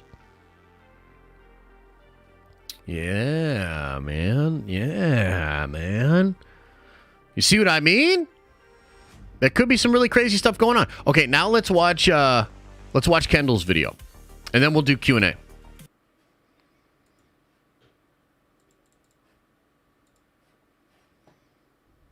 Said that Kang is bringing a new kind of big bad to the MCU. I think if you look into what he is saying, he means Kang the Conqueror is going to be a bigger threat than Thanos. But what does that even mean? And after deep diving into the Ant-Man 3 trailer and connecting the dots between subtle hints throughout the MCU that are tied to the bigger side of the supernatural magic side of the universe, tell us. I've come to the conclusion that it's all connected. Cosmic energy, Let's go. MCU magic, and dimensions all connected to Kang's big plans. And bruh, this doesn't just reveal why Kang will be a bigger villain than Thanos. It could explain the very fabric and essence of what makes the MCU. Let's get sweaty. Hit that sub button. Dude, let's get sweaty. I'm ready to get sweaty. Thanos's and Kang's level of conquest. Sorry, I keep adjusting it, but Thanos was going after the Infinity Stones that control aspects of our existence. Yes, But Kang yes. will be trying to take over the source of the stone's power. That is, the aspects of the multiverse and time stream that allow Infinity Stones to work. Look, I love you, Thanos, but I gotta be real. The Infinity Stones are powered by cosmic energy that flows throughout the time streams in the multiverse. There's proof of this in Loki. Like, if you look at the Infinity Stones after they were taken out of the timeline, they just are useless. Some of the guys use them as paperweight. All of that to say, yeah, that should piss me off, but it's true. So they're outside of all of that, so they're not able to tap into that energy, I think is what he's gonna say. Kang is definitely going bigger than Thanos, bigger than the Infinity Stones. But inside of that statement right there, which is in itself pretty big, there is something even bigger, something that explains how the MCU works and Kang's plan to manipulate, because it is all connected to Kang. Check it out. News that the MCU is leaning heavy into the magic side of their universe, streamlining Doctor Strange 3, streamlining a Strange Academy series on the Plus. You know, we get rumors that Kang the Conqueror wrote the darkhold. Like, all of that is making me think that the entire MCU is built on cosmic energy currents that are unique and serve a different purpose, but to flow together to create the time stream. Now, before we get too sweaty, I want you to remember this Jonathan Majors quote from Empire Magazine. He says, "Here is conflict, not just mano a mano, not just hero and villain, but your way of life and my way of life. I'm coming for it. We're in a battle here." Again, remember that throughout this video, because where I want to start is explaining the cosmic energy currents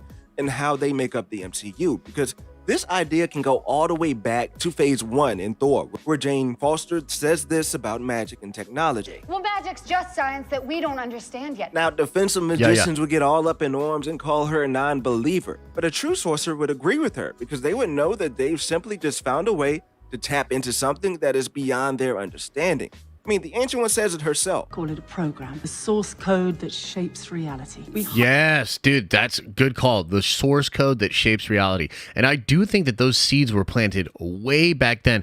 And the other part of this is, like, you got to understand, like, Feige is a huge comic book sweaty. He has read a ton of different stories where different types of writers come up with these concepts and play around with these ideas. So yeah, man, the source code of reality, that's such a poignant line. Harness energy drawn from other dimensions of the multiverse. And that line on the base level, like by itself, just seems like a simple enough explanation as to how Doctor Strange can make orange sparks come out of his hands and pop out anywhere across the universe. But that was phase 1 and 2. We're talking Kang, baby, and he's coming for our way of life, so we gotta dig deeper than that. Look, I'm starting to believe that the dimensions where sorcerers like Doctor Strange, Agatha Harkness, and Wanda Maximoff are tapping into are dimensions that were introduced in phase 4, like the Noor dimension from Ms. Marvel.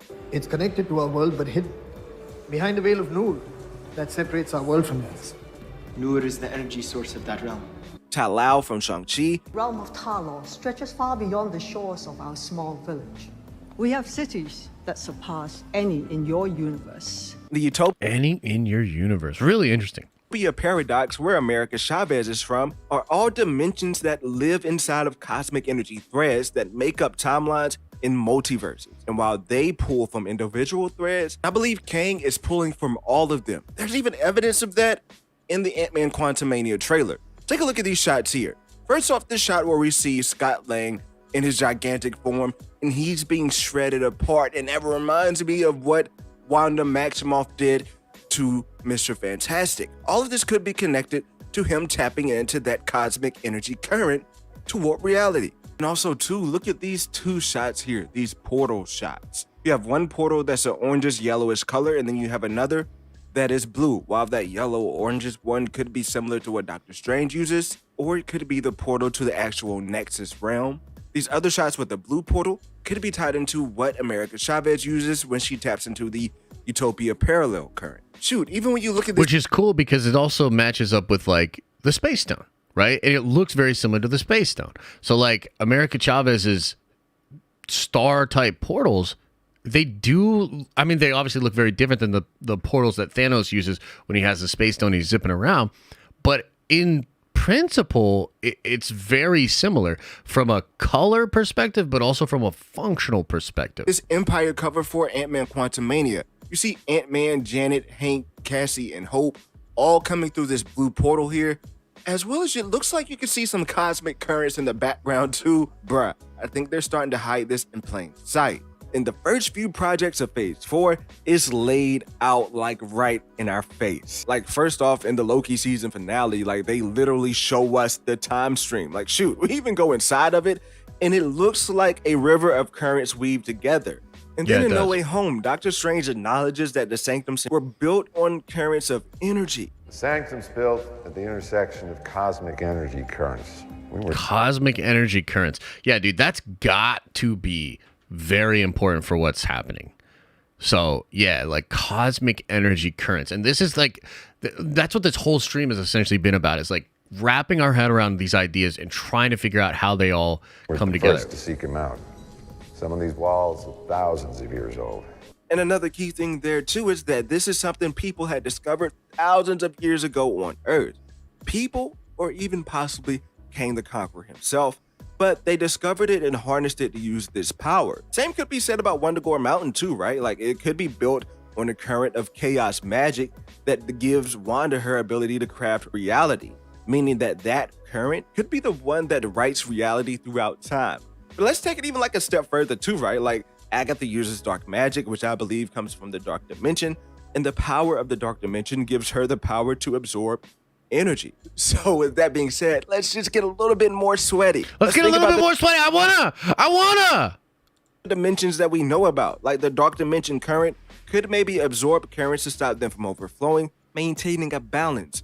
The current that holds chaos magic rules reality, right? The Utopia paradox dimension is likely the current that connects the multiverse together, which would allow America Chavez to travel throughout the multiverse. It could also explain why there's only one America Chavez throughout the multiverse, because that's the only type of current that you need to go through there. And now for the Noor dimension, we saw Ms. Marvel and we already heard the clip in this video.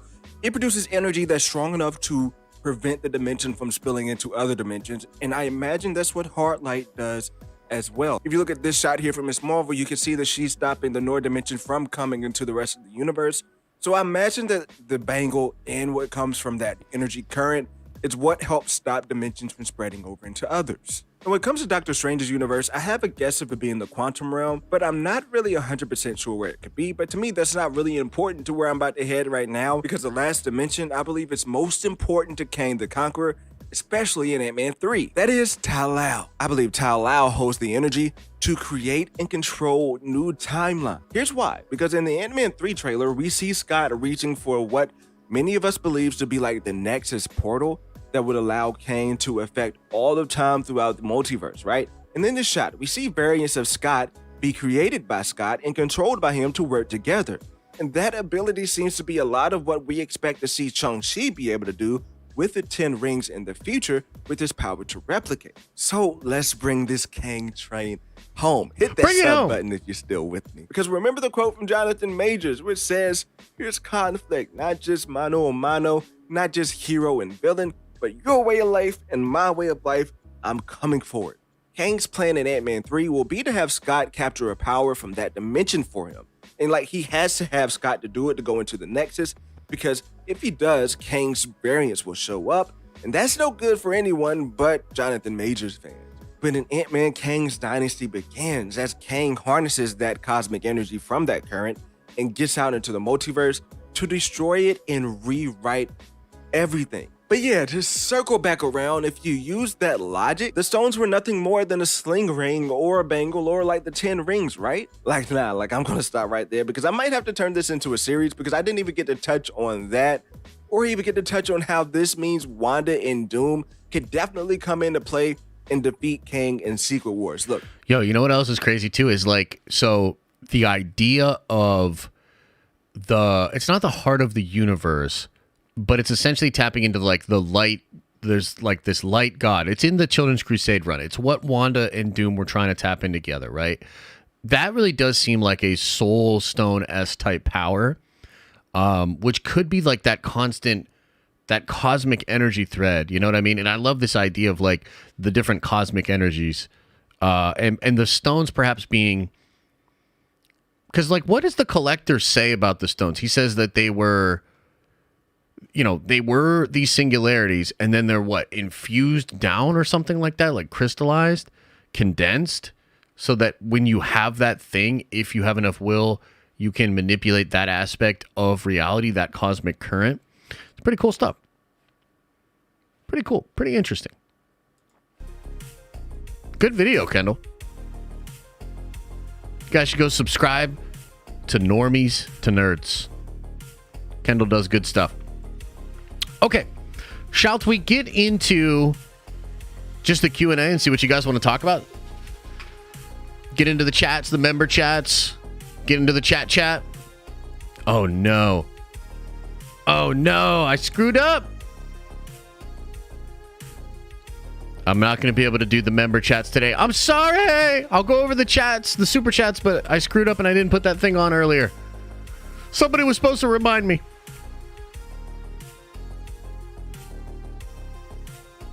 Let me pull up the chats, at least.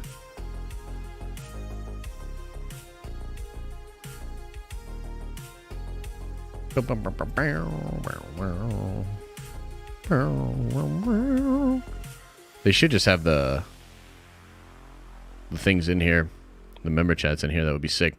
Okay, let's get into this stuff. Drew Smith, first in today, says The Last of Us is the next Game of Thrones. Finally, we have proof that Josh hates stories, bruh. Okay, so I'll say this again. I said it earlier. I watched the beginning. I watched the intro. And I was like, this is kind of cool. This will be fun. And then all of a sudden, look, I know the zombie shit. I know the tropes. I know where it's going, right? And you're going to have to, he's going to have to go through some serious loss, probably of his own daughter. So then, therefore, he has a kinship with this other rando girl who's actually has the cure in her and all that, right? Well, I didn't want to watch it. I didn't want to get sad. And I've heard that it gets even more sad. In fact, let me ask you this, because a lot of you guys have watched it, right?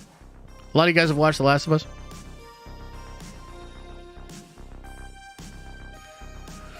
On a scale from 1 to 10, how sad is The Last of Us? Just be honest. How sad is The Last of Us as a show?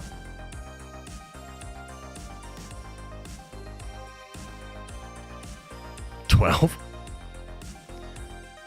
6 or 7, 7 or 8, 10, 8, 10, 7, 10, 8, 10, 100, 10, 10, 10, 7, 5, 10, -90. What's that even mean?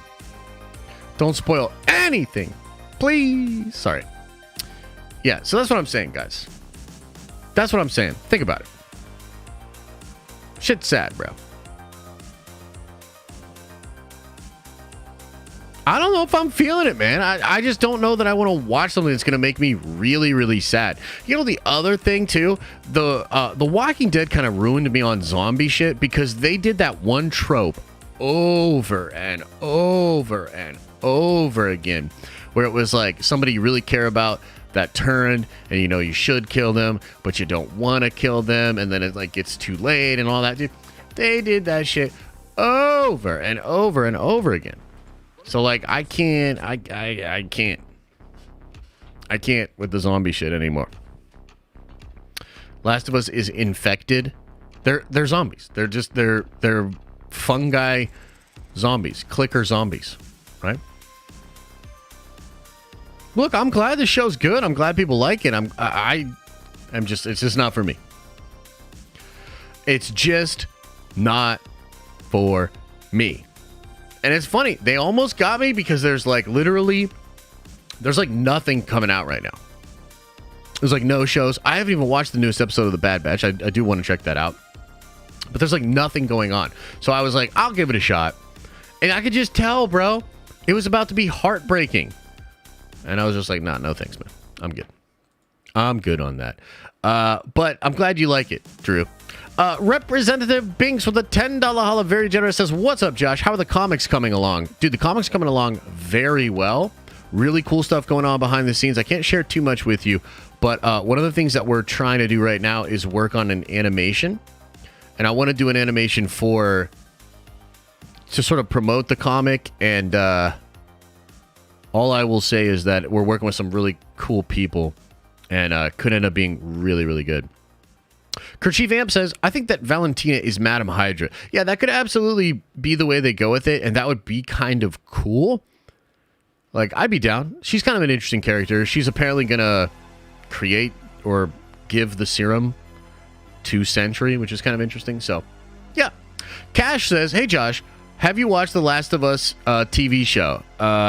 Never heard of it. Elijah says with a $5 holla, says, your Last of Us take might be unique because you don't have a relationship to the IP. You mean if I were to watch it, my take on it would be a little bit unique? I bet there's a lot of people that are watching it that have not played the games. And also, have they made a big change from the game yet? I heard the first episode was pretty faithful, but I heard the second one does introduce some changes, yeah? Yeah?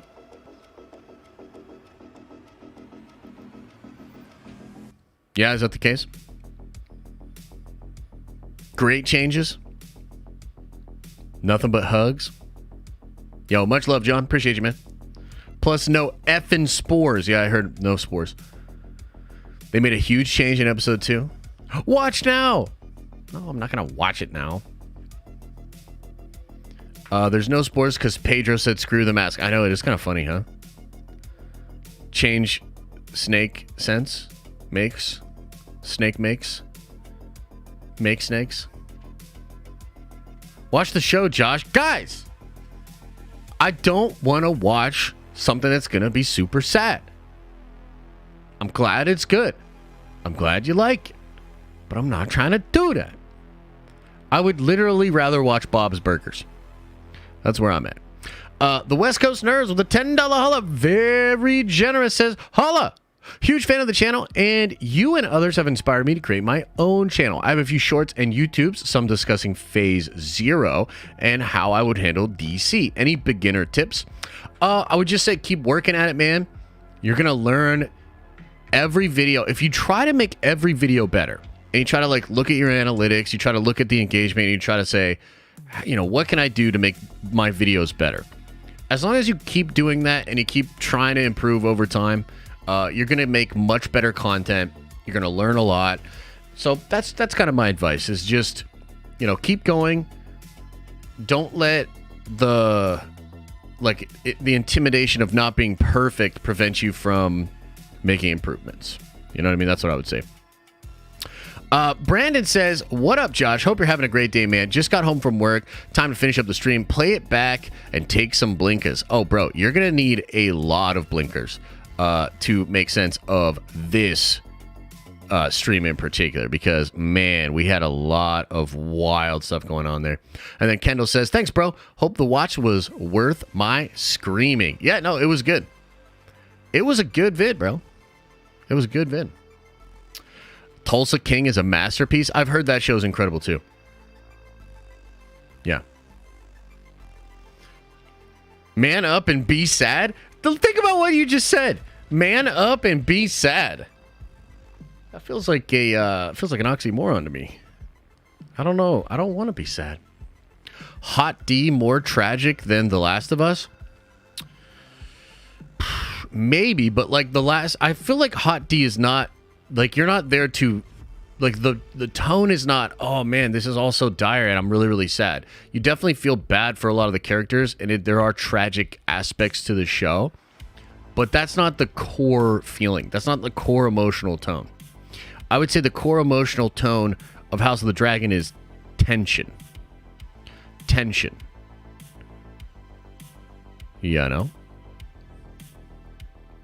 Man up and be sad. Nerd Theory tonight? I think so. I don't see why we wouldn't do it. I haven't talked to Theory about it. I was going to hit him up a little bit later, but yeah, we should be able to. The sadness is not the core of The Last of Us. The heartwarming relationship is. What? The heartwarming relationship? First of all, I don't want to give away spoilers for the show, but we all know what the right move is at the end of that first game, right? And I haven't even played the game, but I know what it is. The right move is to kill her. So, yeah. No, I'm not watching it. No, it's sad. Did Kang make Doctor Strange the threat for the multiverse? No, I don't believe so. It's more than just a real-ass story simulator. Hot D just made choices, made people being human. What? Confirmed. Josh likes killing kids. Cancel, cancel, cancel. No, I definitely don't like it. It's just the right move, man. There is no right decision. No, it's pretty obvious what the right decision is. It's pretty obvious. What, some of y'all are like Captain America up in here. You're like, we don't trade lives. Well, I would if it was one for, the whole world. That's not a trade. You know what I mean? But it's about conflict. Yeah, I guess. Josh, didn't you recently say the lesson, kids, is don't be a pussy? Just hating on you. No, it's all good, man. I appreciate it. It's not even so much like fear, though. It's just I literally don't want to watch a thing that's just there to make me sad. You know what I'm saying? No, of course not. Of course I would not. That's not his daughter, though. You know what I mean? Look, there's a biological thing that would prevent you from being able to probably do that to your own kid. And I get it, right? Like it's meant to be a damned if you do, damned if you don't type of situation. Totally understand it. Totally get it. But just from a logical perspective, yeah, the move is just to get the cure. Just get the cure. People are really stressing Josh to watch something he's not interested in. Yes, welcome to the life of a streamer and content creator. The reason why my wife refused to see Black Panther 2. Wait, what? Can you explain that to me? Oh, because she didn't want to be sad? Yeah, I get it, man. I get it. It hurt the rewatchability of Black Panther for me as well. Just sad. You know what I mean? Just sad. I have seen RRR. Dude, when I first tried to watch RRR, I was like, hell nah, bro. Shit ain't for me. But then I finally like give it a fair shake recently. And dude, it was very cool. Endgame is a sad movie. Yes, Endgame is a sad movie. But it is not designed to just make you sad. I don't get sad. No tears. You know what's funny, dude? My cousin was talking about how he's on medicine that makes him just a complete, like, totally non-emotional whatsoever. That he doesn't feel emotions at all anymore. And he was like, it's great. I love it. I was like, I don't know about that. That feels a little weird. Old Head Mike says, what's worse, The Last of Us discourse or Andor's? Oh, dude, Andor's, 100%. It's not even close. Andor discourse, horrible. The Last of Us, I get it. The discourse is fine. It's just people want me to watch the show. And I get it. Like, I absolutely get it. Because, like, there's stuff like, if I'm watching another streamer or somebody that I enjoy watching in, I want them to, like, experience some of the same things that I do so that I can get their thoughts on it and be like, yo, like, what's the deal? It's part of the experience. I totally understand. I'm just like, yo. I'm just telling you guys, like, I put it on, man. I was trying to give it a fair shot, and then I was like, I'm about to be hella sad. I don't know if I want to. Watch it or shave your head. Oh, yeah, totally. That makes sense. That's good. That's a good move. Bro, Bad Batch last episode got me thinking those Andor fans were right. Wait, what? What do you mean? Because Bad Batch was... Did you think it was pretty lacking? But how many times did you watch Logan? Oh, a whole bunch, man. I love Logan. It was an Andor episode? What color is blinker energy? Probably green. The last episode pod race was weak AF. There's a pod race? Dude, don't get me excited. There's a pod race? In the episode? Is that true?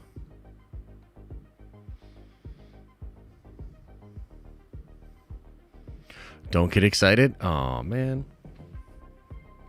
Oh man. More like a semi-pod race. What the hell? It was some droid BS with Sid. Oh god, no. Well,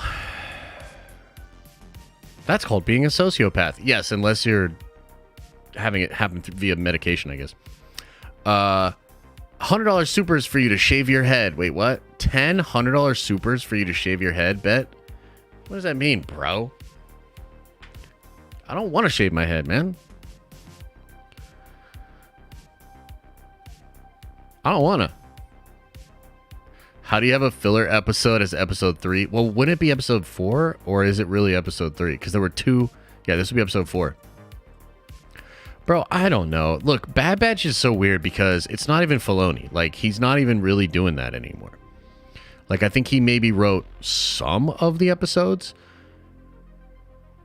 But he didn't, like, write or direct any of the episodes so far, I believe. And he's just doing his own thing. You know? So.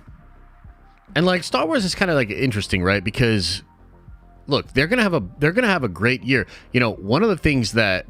Did I give up on Midnight Suns game? I mean, I gave up on it for now. Maybe if some new stuff comes out, I'll play more of it. But another $2 till JC's. I know this much is true. I don't know what that means. I don't know what that means. Here's the last thing I'll say, and then I'll get out of here.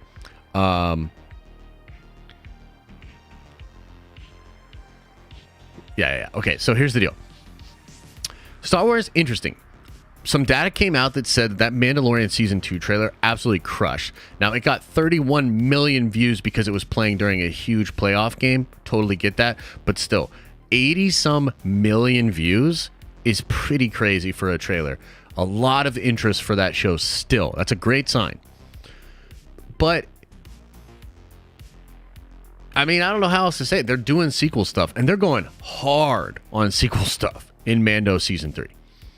So, Mando Season 3 is going to go hard on sequel stuff.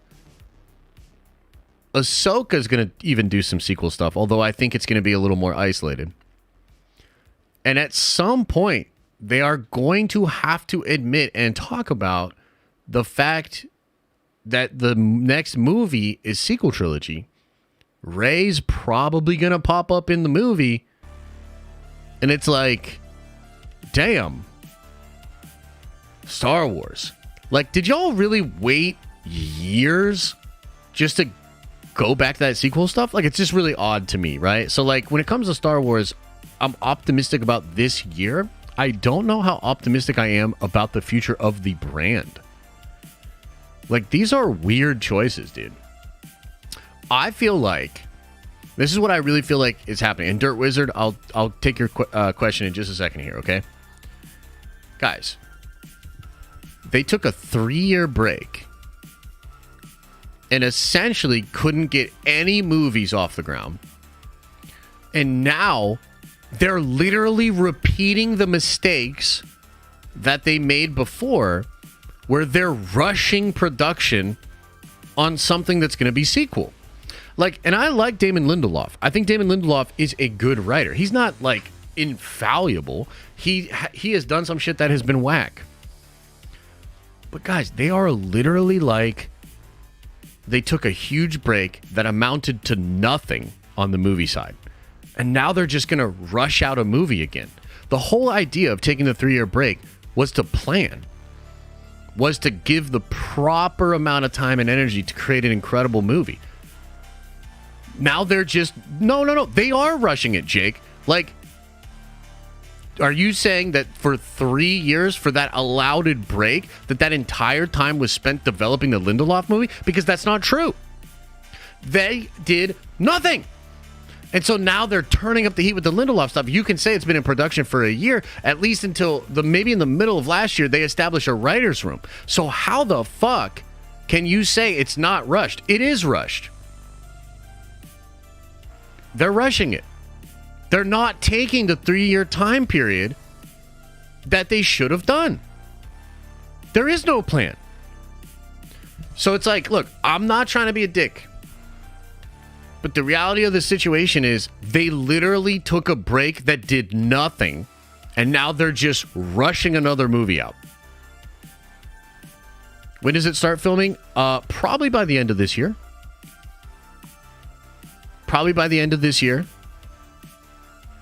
And then they'll have adequate movie time. Like, I'm not saying that it's going to be, it's not rushed as in what you do for other movies. Let me try to explain this a little bit further, because maybe there's confusion. You can make a movie in a couple of years. Marvel does that all the time. Most film studios do that all the time. Okay? So in that sense, it's not rushed. What I am saying is they took a mindful step back because they wanted to plan not just this movie, but how all the movies are going to tie together and what they should do next. That's what I'm talking about. They took time away because they said they were going to allow that time to really plan out and create the films moving forward. And so what I'm saying is all of that didn't happen. And so now they're rushing a movie out, which will have the adequate amount of time that is needed to create a film, but perhaps will not have the amount of time needed to create a film that sets up another film, that sets up another film, that also ties into your shows. Does that make sense? Hey, let's be honest. No IP makes you sadder than Star Wars.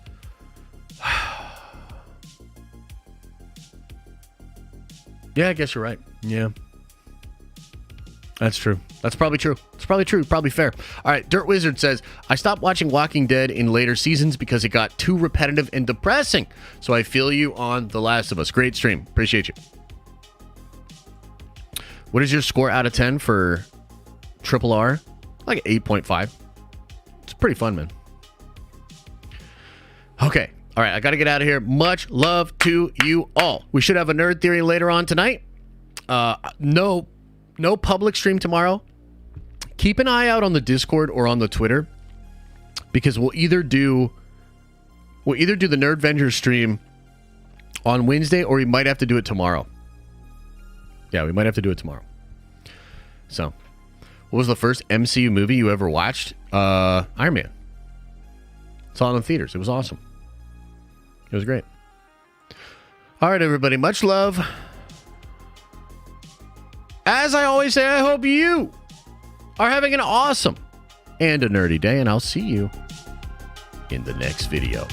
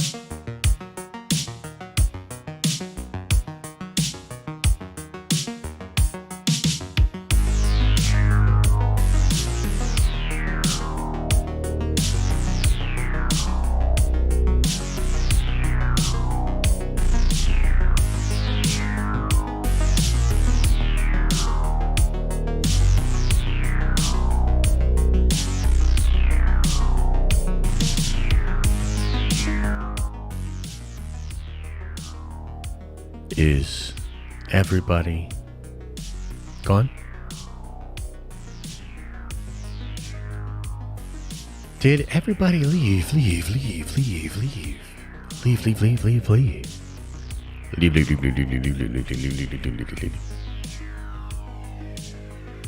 Ah, man. That was a nice one. That was a nice 2-hour stream. I think we can push a lot of these public streams like to that. You know what I mean? Like around 2 hours, even more sometimes, you know? So we'll figure it out. We'll keep playing around with it. We'll keep listening to feedback, and we'll see where we go from there, okay? I really appreciate y'all. Thank you so much for being here. Man, that MT video, man, that really had me fucked up. I can't, oh man. I mean, I don't want to say anything that's like rude or whatever. But like, I was watching that video like, bro, how? Like, how? I was like, oh, man. But, hey, look, we got what we needed. We got what we needed out of it. You know what I mean? So it's all good. And to be fair, none of us truly know where it's all going. You know what I mean? So we'll keep it moving. We'll try to figure it out, okay? Check out that video later. If you're in the scooping stuff, check out the video about Kang later. Shit's going to be wild. Probably blow your mind. Kendall, you definitely need to be doing a video following up, because there's some stuff that's in those leaks that's pretty crazy. All right, everybody. Make sure you open up that third eye. Make sure you wash out your stinky butt. I'll see you later.